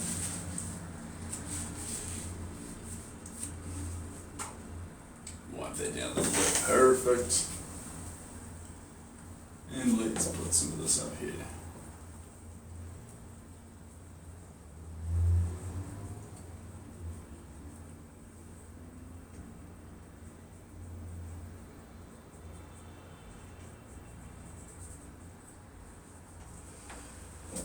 Hello, Richardson. How we doing?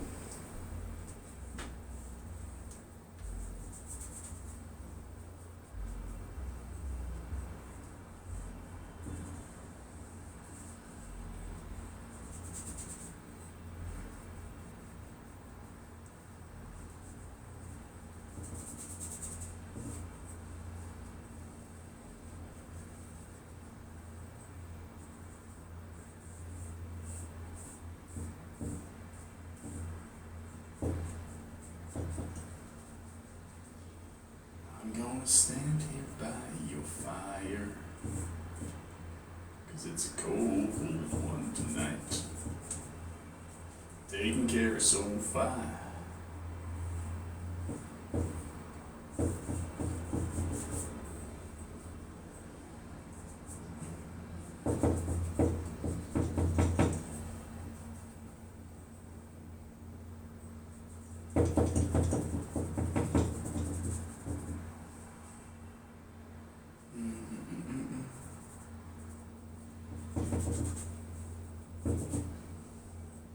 Perfect.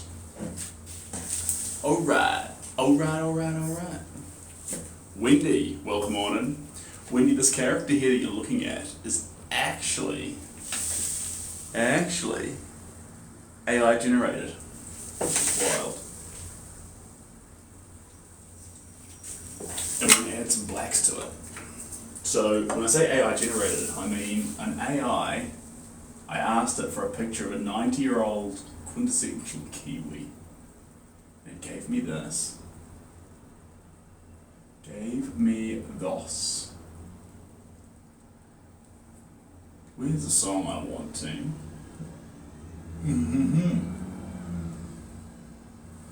Perfect, that's all sorted there. That's all sorted there. That's all sorted there. Still use that same plane. But now, with, yeah.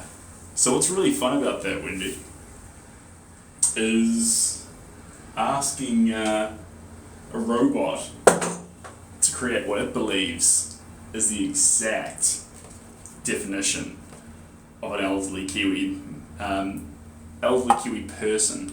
So it gave me a male, which was interesting in itself, but from the collective knowledge of everything available on the internet, this is what it believes. I like that. It's a fun story. Very fun story. Alright, relax. See where these take us.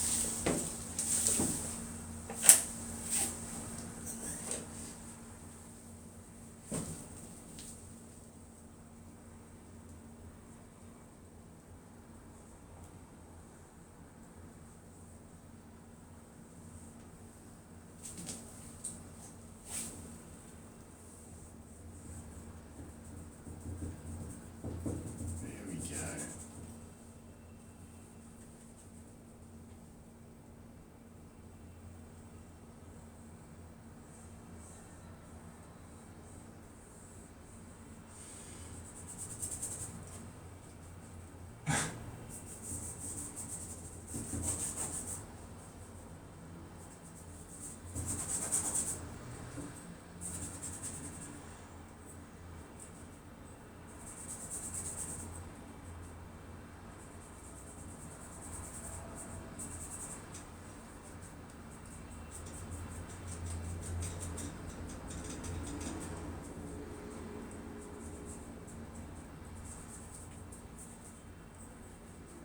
Here we go.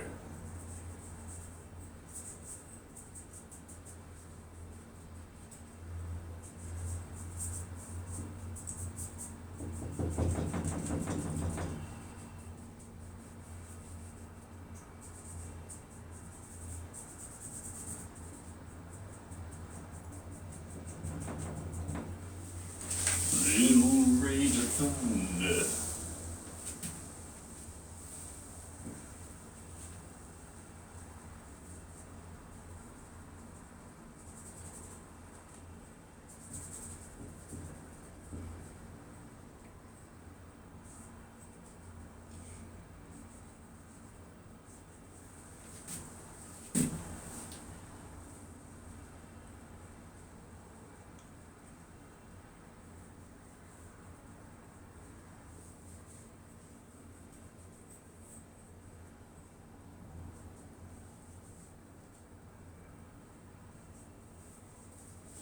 Sorry guys, sitting right in front of you there.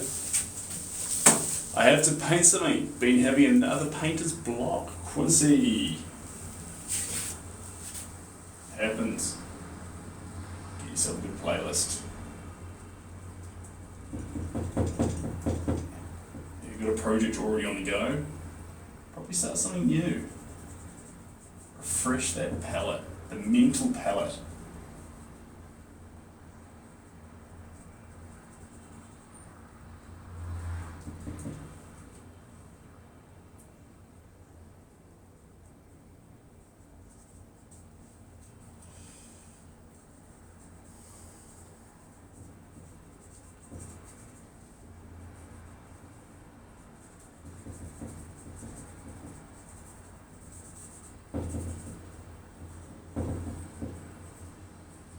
There we go.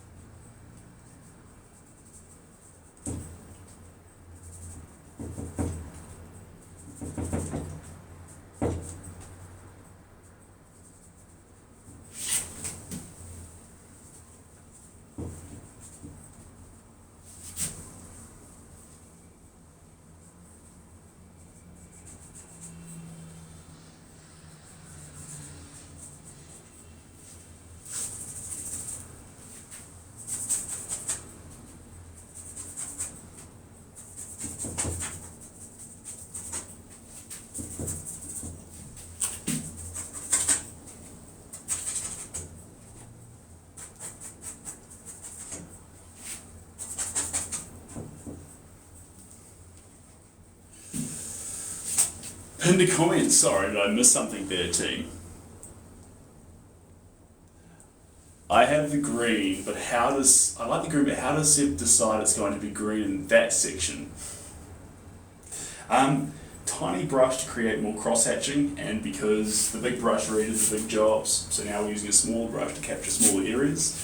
A face, when it wrinkles, if you look around this area here, a big brush couldn't do justice to the amount of tiny little detail that actually is in there. So, tiny brush, and I know it seems labour intensive around these areas, especially on these cheeks, where you feel like, yeah, big brush, but nah. Tiny little brush, cross-hatching, lots of detail. Leah, lovely to have you here, you absolute champion. And Nessie, when it comes to selecting where the colours go, there's two parts to it. Three parts. One, understanding the colour wheel, where colours can go, where colours shouldn't go, and through that process you'll understand complementary colours. Colours that pair nicely, colours that ironically look nice but shouldn't be nice together.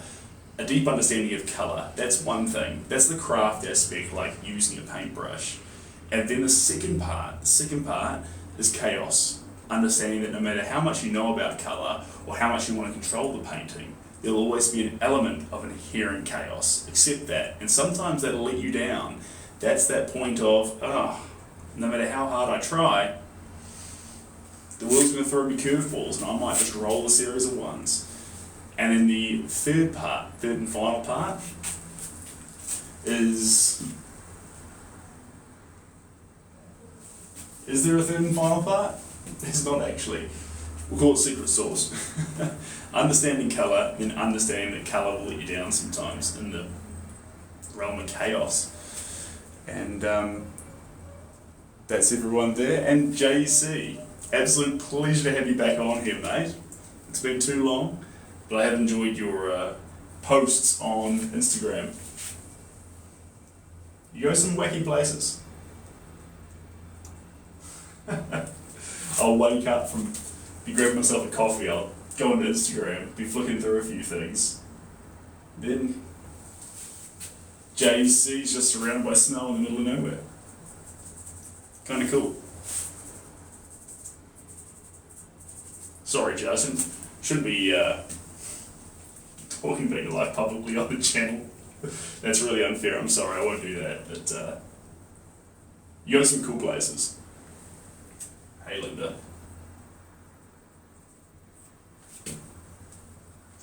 Okay, I'm going to mix the Naples into the black and get a grey.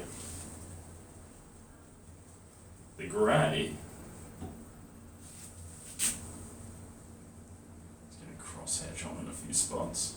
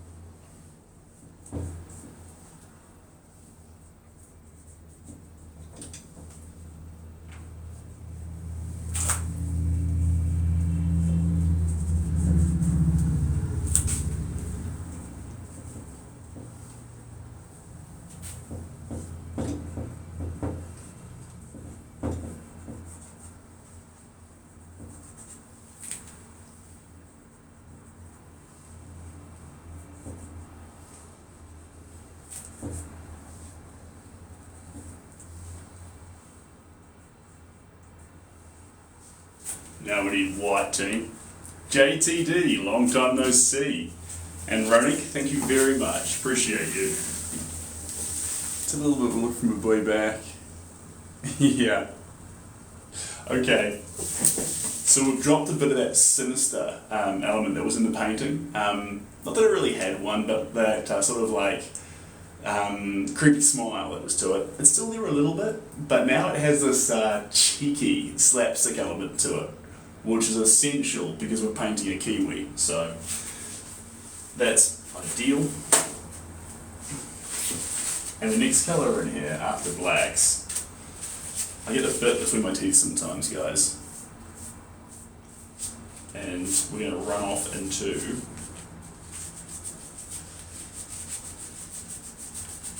white. Pure white this time, not some spliced kind of white. Pure. We'll layer up these plants here like this. When I say pure white, often we splash a little bit of Naples yellow, pink, or these other tones through it to just let it off a little bit, because white's so potent. It'll really, if you're not careful, take over a painting.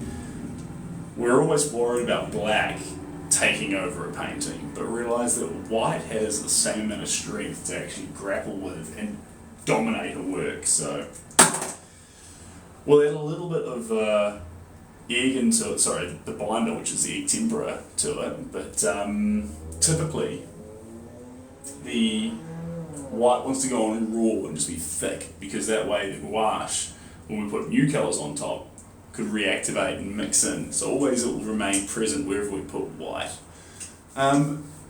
Swab. Costs vary, swab.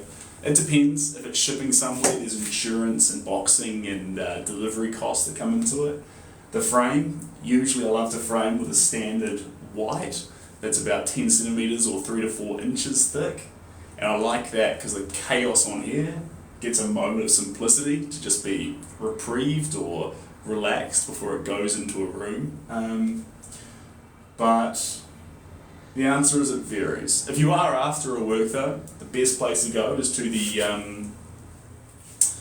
commission link, via the link in my bio. And Soph, yeah, do.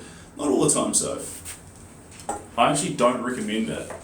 Use music to put yourself in the mood when you need to be put in the mood. So for me, personally right now, came into the studio, I was ready to go. I'm dressed the part, I've got my paint, I've got my image, I'm feeling motivated to do it, but I want that extra oomph. So I'm on my painting playlist at the moment, which is Paint Flow. You can grab it off Spotify. It's there for free, obviously. If you just search Sebastian Gower or Seb Gower into Spotify, you'll find the playlist. And the reason I use this playlist sometimes, I save it, because it's a bit slower. But it sort of reminds me what true art is. Music, that it's a whole bunch of songs that I feel like capture a feeling or a moment, or these songs couldn't exist had it not been for someone really wanting to say something important or feel something. So that's the sort of music I like to hear when I'm contemplating why a painting should exist.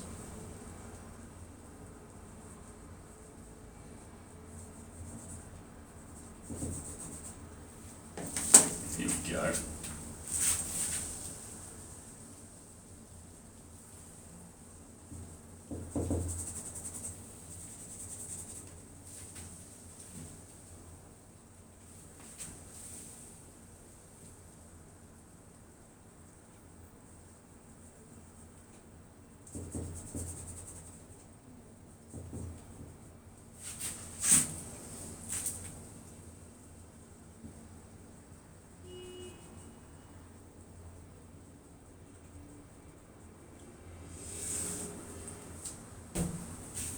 Jade. Good to have you in here, Jade. And thank you very much. I've got a soft spot for that painting. We're doing a gentleman now, Jade. So funny story behind this one. I was telling everyone before, so sorry if you've heard it before, but well, this one here I asked DALL-E 3, which is an AI generating robot, image generating robot. And I said, create me a picture of a 90-year-old New Zealander. I want a portrait of a 90-year-old New Zealander. And it gave me this. And it was funny because it gave me half the face, which I was like, sure, why not? And then it, I didn't ask for a whole face. I suppose this is descriptive enough. And then it also made it male, which was interesting. But that's okay, because 1,000-yard steer painting, Jade, was female, so it was a nice balance. Not that it even really matters. Like, this is about the wrinkles and the character within the face because of age. So gender, sort of irrelevant. We're trying to capture I think the human experience that we're trying to capture is captured an experience, not, is captured more in this map of wrinkles than anything else. And it may sound like I'm addicted to wrinkles right now, but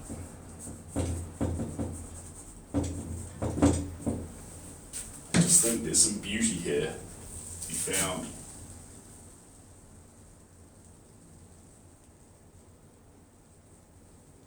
They have these rogue hairs as well, which is really cute. The AIs decided to add just up here on the eyebrow, as if a Kiwi wouldn't like it, which I can sort of sympathise with that. It's quite funny.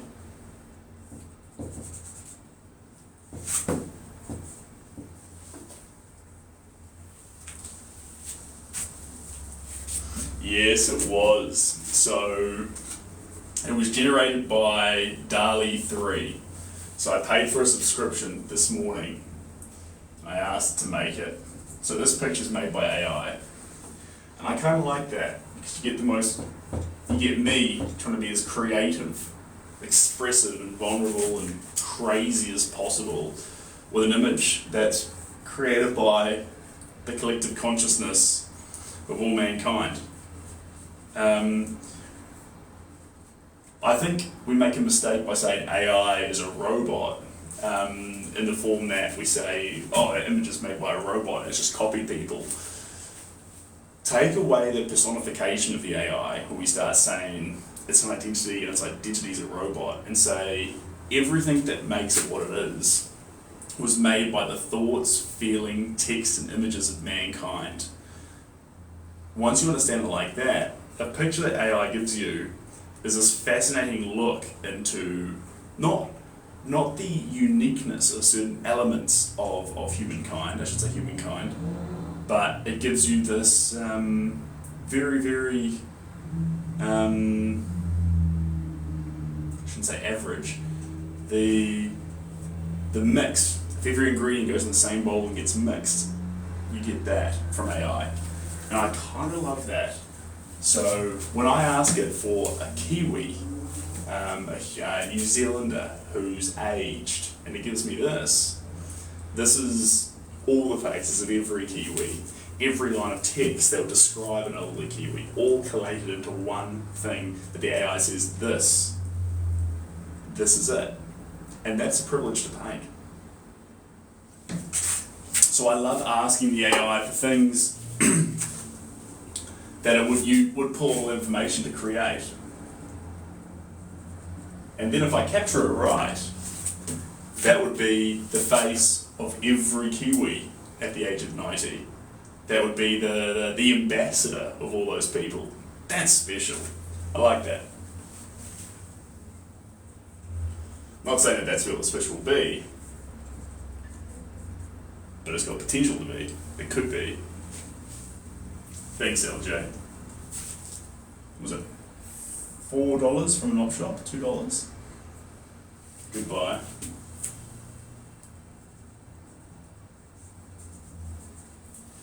And good to have you in here, LJ. Long time no see.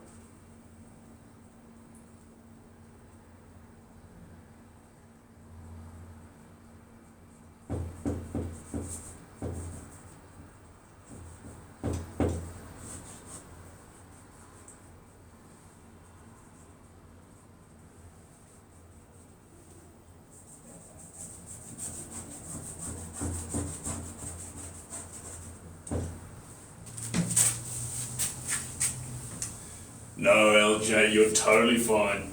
Totally fine. I started this picture like about 2 hours ago. So, still here, early days. Early days.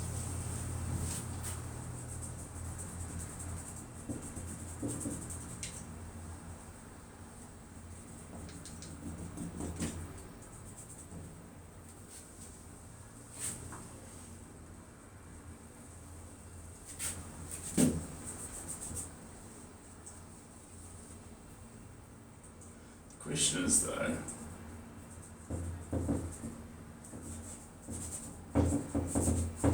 what's the next colour going to be?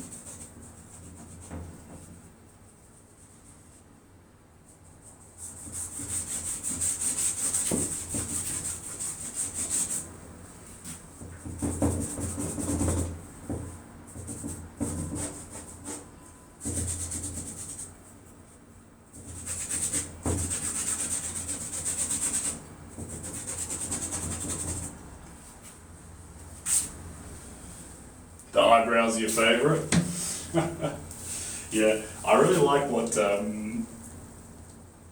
old Darby, who's the AI robot, did with the eyebrows.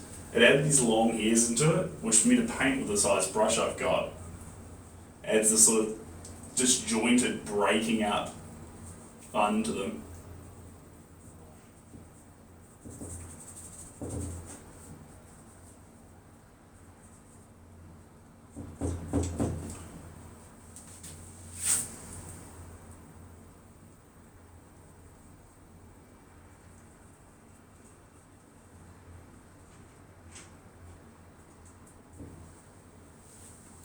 There we go.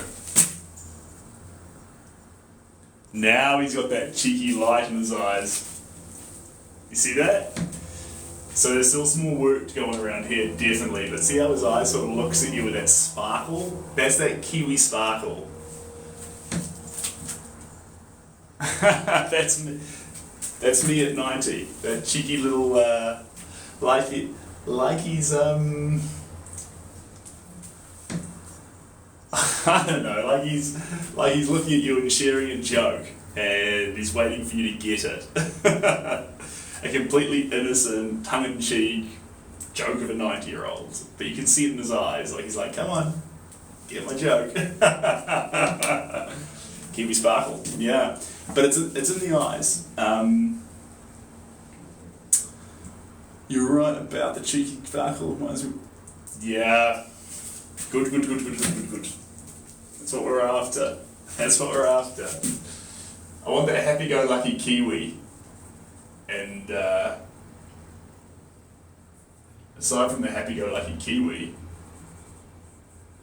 there's sort of, I think there's a lot to capture in Kiwis.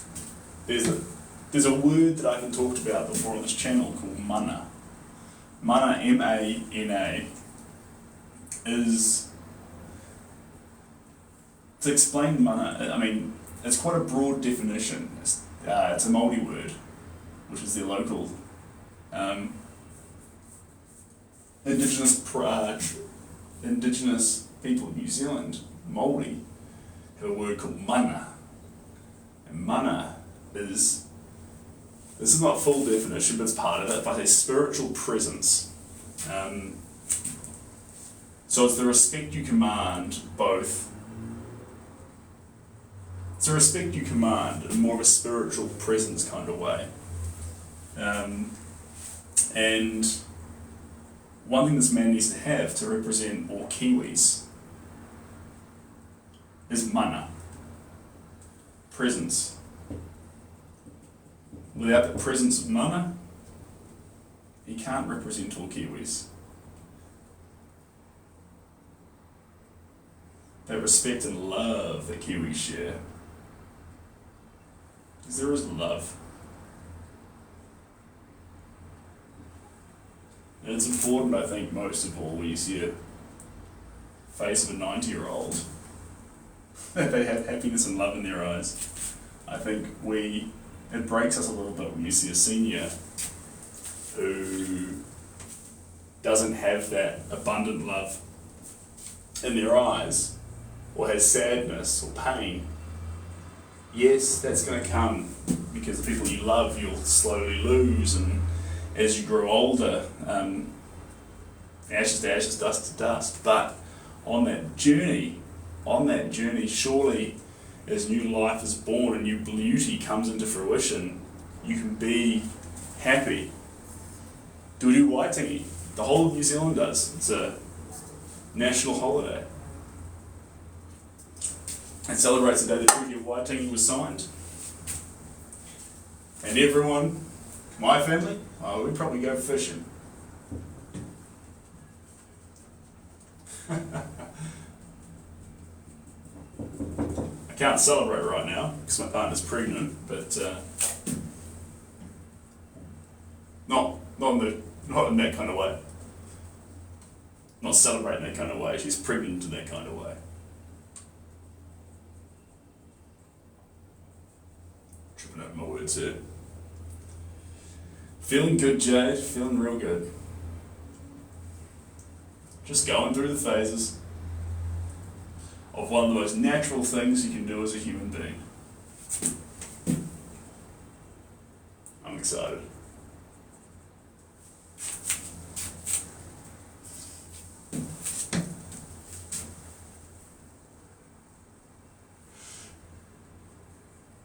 There we go.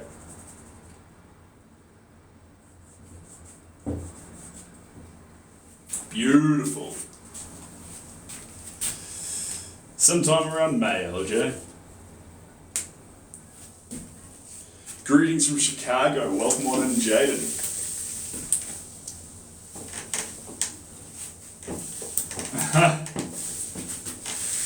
Superheroes, especially during summer? Yeah, I feel that. Now, I think we might even shrink down to a smaller brush, but we get a very, very saturated colour. Joanne, welcome on in. Smaller brush, more colour. The question is, what colour? In the abundant world of colours that we have at our disposal, what colour best represents what we want next? Gosh, that's... Just make sure I'm not using the same tube. Windsor Violet. Windsor Violet. Close to LJ. Windsor Violet's very dark. So we have a little black in there, but it doesn't fully grasp the detail we want in that darkness. There's a few colours around here that represent a similar tone.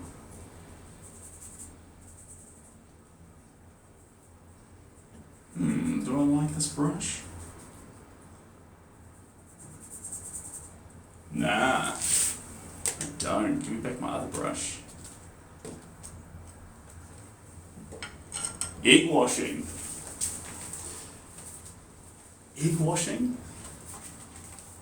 We're using egg tempura. No wine glass. Oh, no wine glass. We're using paper plates, but wine glass would be good. But while I'm in the studio here, these plates tick the box for me.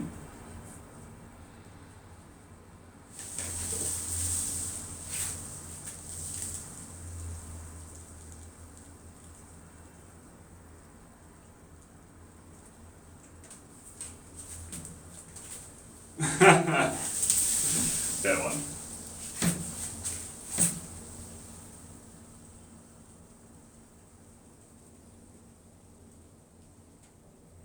There we go.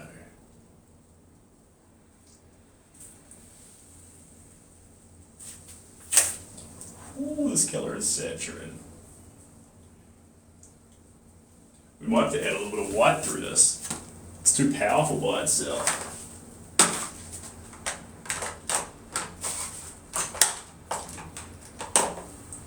Here we go.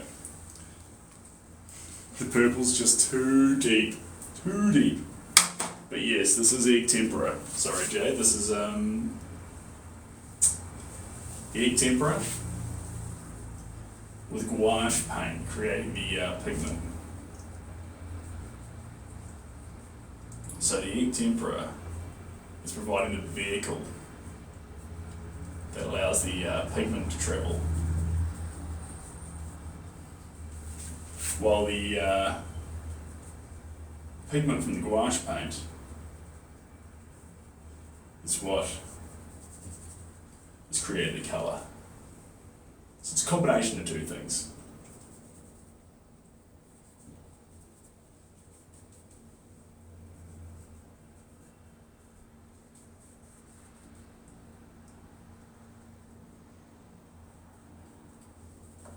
Here we go.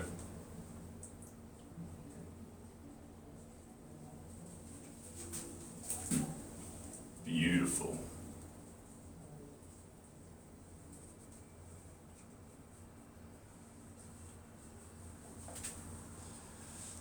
Nikki, welcome on in.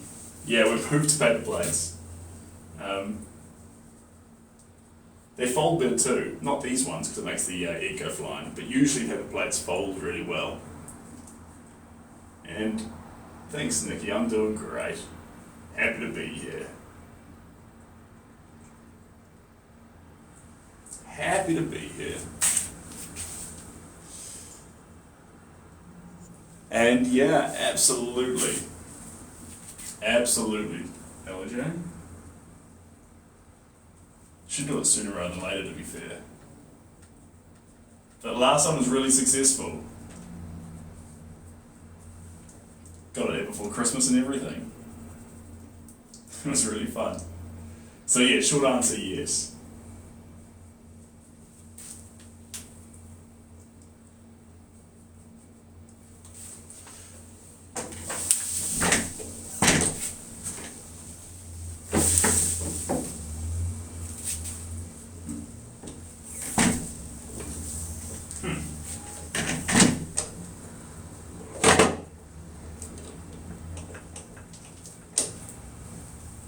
There we go. Sea keeps sinking down.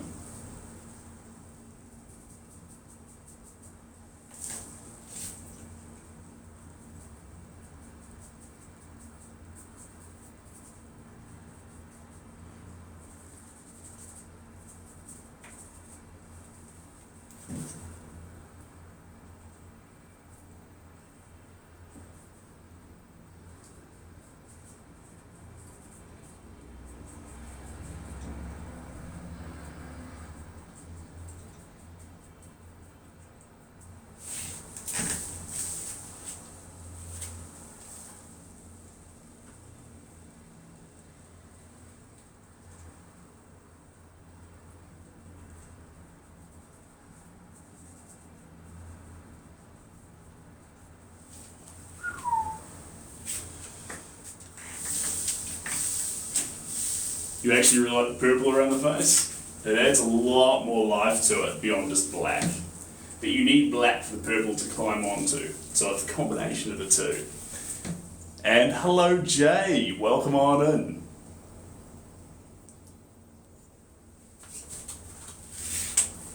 Welcome on in.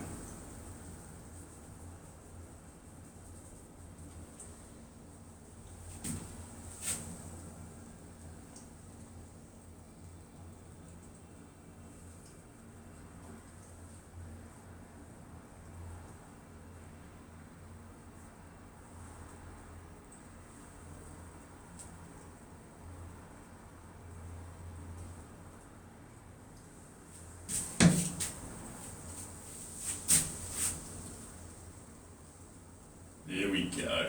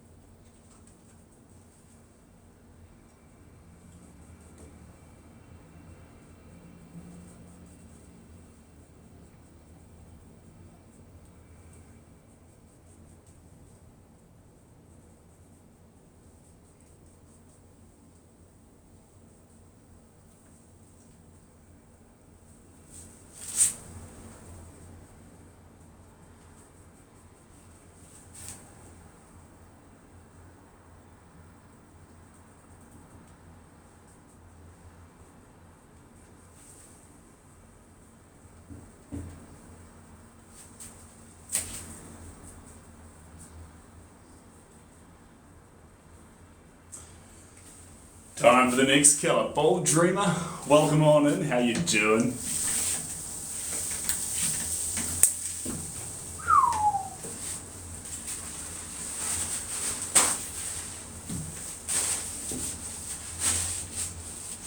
I need some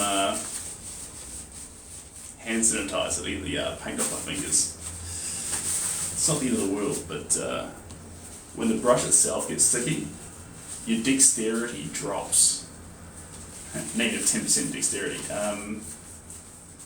You want to keep the whole brush as clean as possible through this part, because wet versus dry makes a huge difference with how it works inside your hand. You see, now it's dry, my ability to move it without dropping it is better. One thing you'll notice, if I've got paint on my hands and it's everywhere, in the reels sometimes you'll see me just drop the brush, and that's because the usual movement that would work when the brush is dry, when it's wet, it just slips and it's gone. So, a good dry brush, obviously keep the tip wild as you like, but, ooh, a little bit click there. Keep the tip as wild as you like, but keep this part clean. Right. I want a blue, but I don't want aquamarine, ultramarine. I'm not dabbing into a different tone.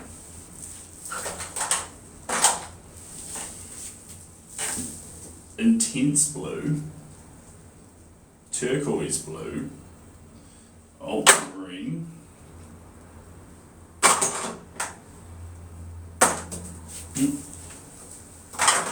so we're tossing up between turquoise and intense, both blue.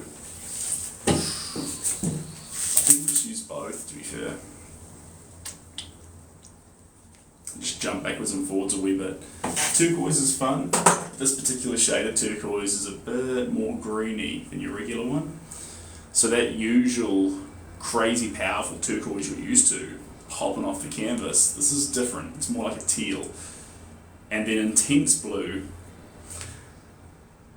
if you're a real colour nerd, imagine somewhere between, and intense blue is just what they call it here with this gouache paint, imagine somewhere between ultramarine and primary, and that'll give you intense blue. Basically, if you're using the word intense, there's definitely going to be ultramarine blue in there somewhere. How could there not be? It's the most intense colour there is. Before they had themselves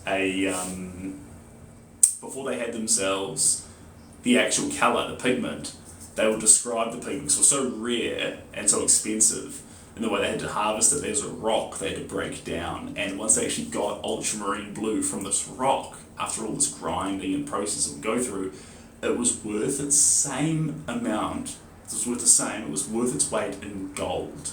So, I don't think the saying comes from that, but ultramarine blue was worth its weight in gold.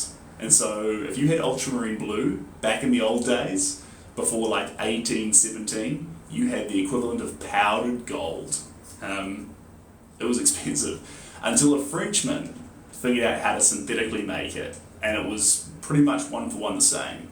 And so therefore, they called it French ultramarine blue. Ultramarine, I'm sorry guys, you've heard this yarn before, but ultramarine meaning beyond sea, so. In terms of pigments, not colour, but pigments, ultramarine blue is my favourite. Colours, it always changes, but ultramarine is just pretty cool. It's probably my favourite colour too, to be fair, but ultramarine. Right, tealy turquoise. Let's begin.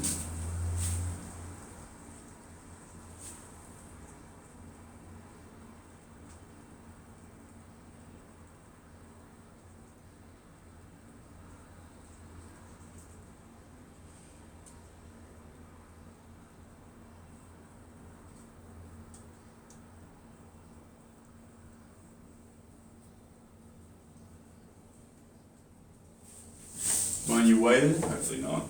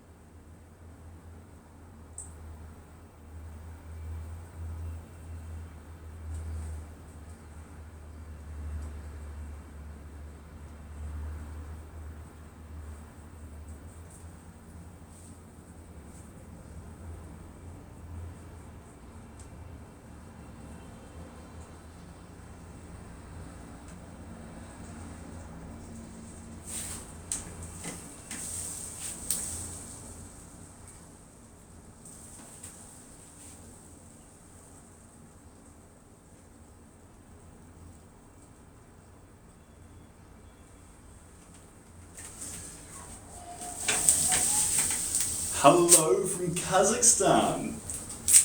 Welcome on in, you absolute champion.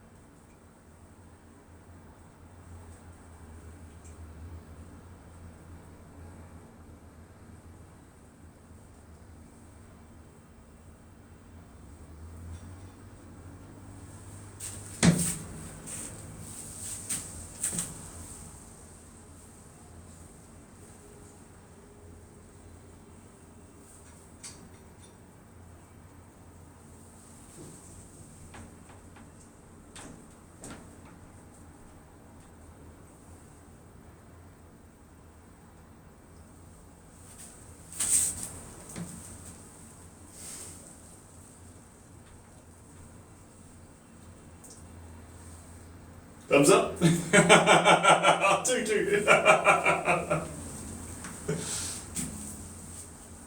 Oh dear. I was talking to my neighbour here at the office. Great guy.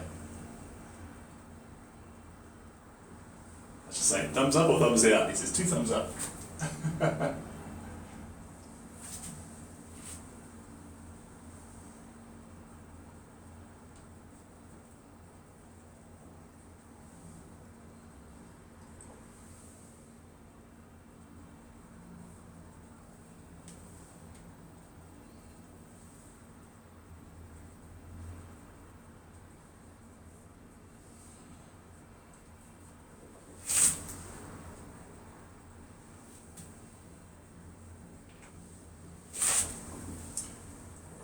drift into that deep blue, the intense blue, but we need just a little bit more of this egg.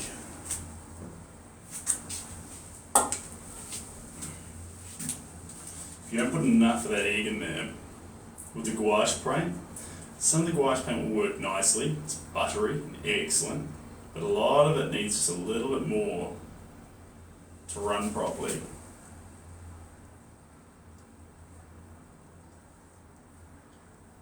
If you add this blue in right, it'll have a huge impact on the overall work.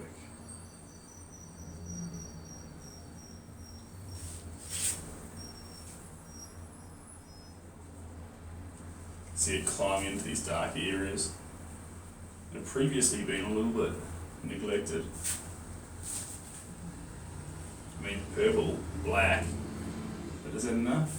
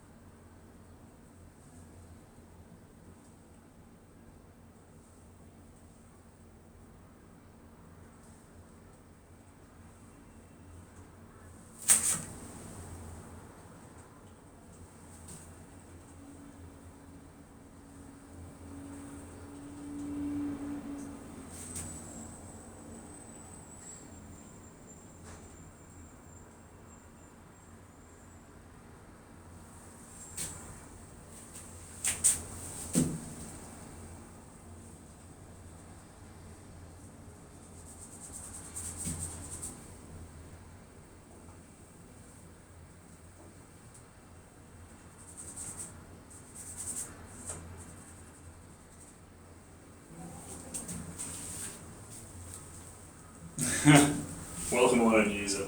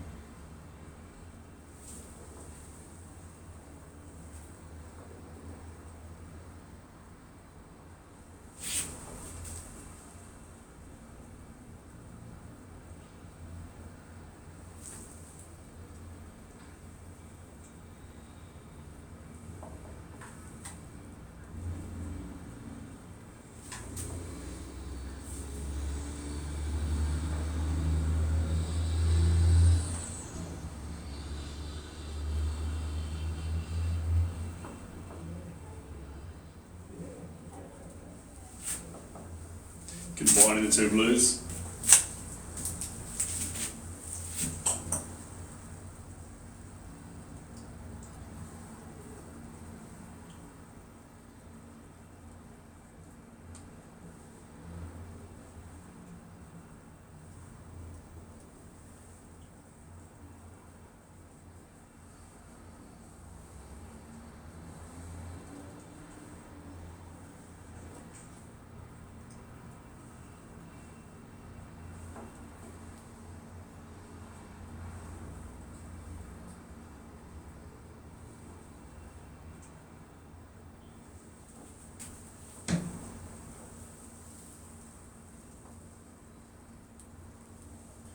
Beautiful.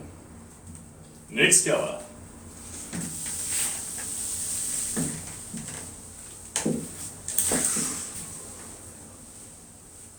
What pigment next?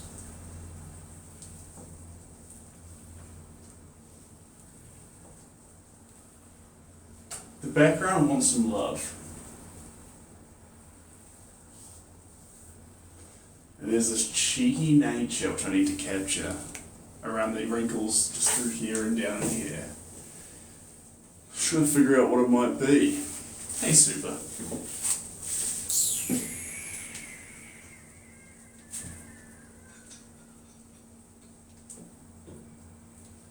Doom, doom, doom.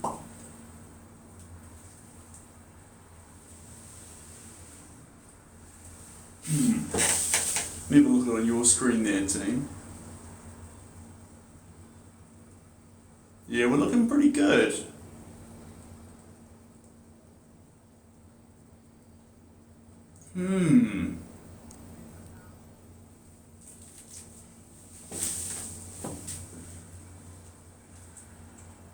I think we might pause there, team. There's a temptation to keep going, but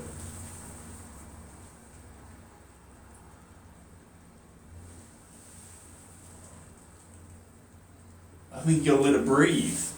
I think you'll let it breathe. Pink, welcome on in. And Brandy, thank you. But guys, I will show you this before I log off. I want to take you close to the painting, because at the moment you're seeing it from the midpoint. So what you see is this this sort of battle between chaos and fact. So you see a picture coming through it, but also some areas where brushstrokes are brushstrokes. Now if I bring you right up close to it, you'll see it for the mess that it is, this chaos, this confused, did I say eclectic? Wild bunch of brushstrokes. Let me bring you into it, and when we come right into it,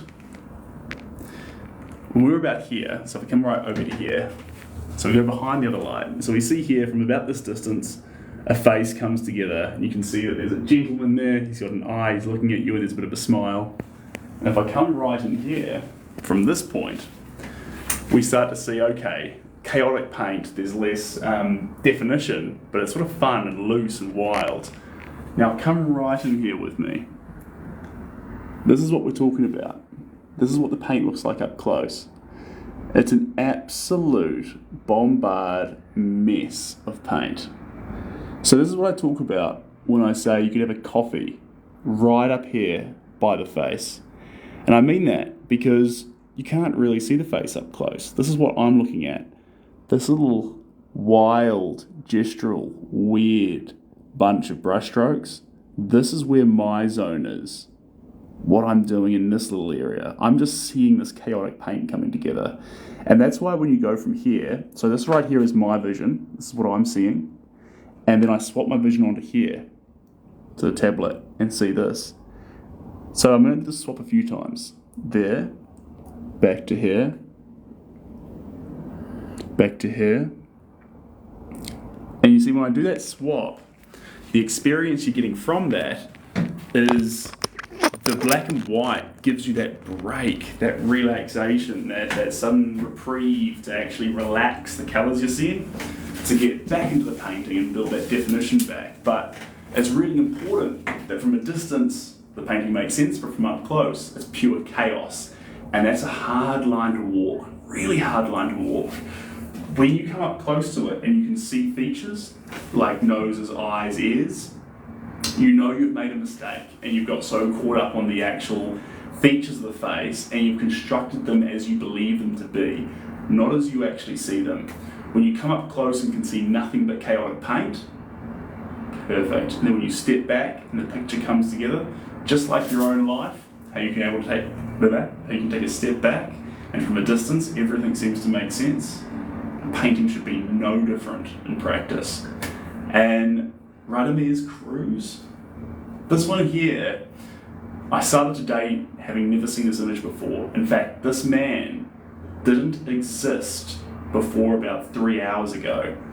He came into existence because we asked an image generating robot to generate me a picture of an elderly New Zealand person around the age of 90 who was smiling. and this is the picture it gave me. So if you got every bit of text New Zealand had ever produced, every bit of text that ever described what New Zealanders were, and every picture that ever had anything to do with New Zealand in any way, shape or form, and collected it all and gave it to a robot and got it to produce a picture, this is what it would give you for a 90-year-old New Zealander. And I think that's beautiful, so I couldn't help but to paint it. That's why this piece now exists. I don't think we're fully finished. I think there's a little bit more work around. I think I'm just going to want to add little pockets of more pigments, 1 or 2 pigments here and there, not over the whole thing like we've been doing, little bits, just to get an extra 15, 20 pigments. And the only reason why I'd want to do that is because me as a person, I see a lot of depth and diversity in New Zealand, and I want to capture that in a whole bunch of pigments. G'day Hetty, how you doing? Good to have you in here. And Brandy, you're an absolute legend. Hopefully I'll see you next time with a bit of luck. And Jefferson, you're from Brazil. I've never been there, but I'm glad you're from there. Guys, really appreciate you all joining in. You're an absolute bunch of legends. I'm going to upload a replay of making this face to YouTube and Twitter and things, so if you want to see the whole replay, you can get it there. Other than that, look after yourselves and we'll be in touch on the next live with a bit of luck, if I'm lucky. Look after yourselves, guys. All the best. Bye Pink, bye Jay, bye Hetty, Brian, Greg. Look after yourselves, guys. All the best.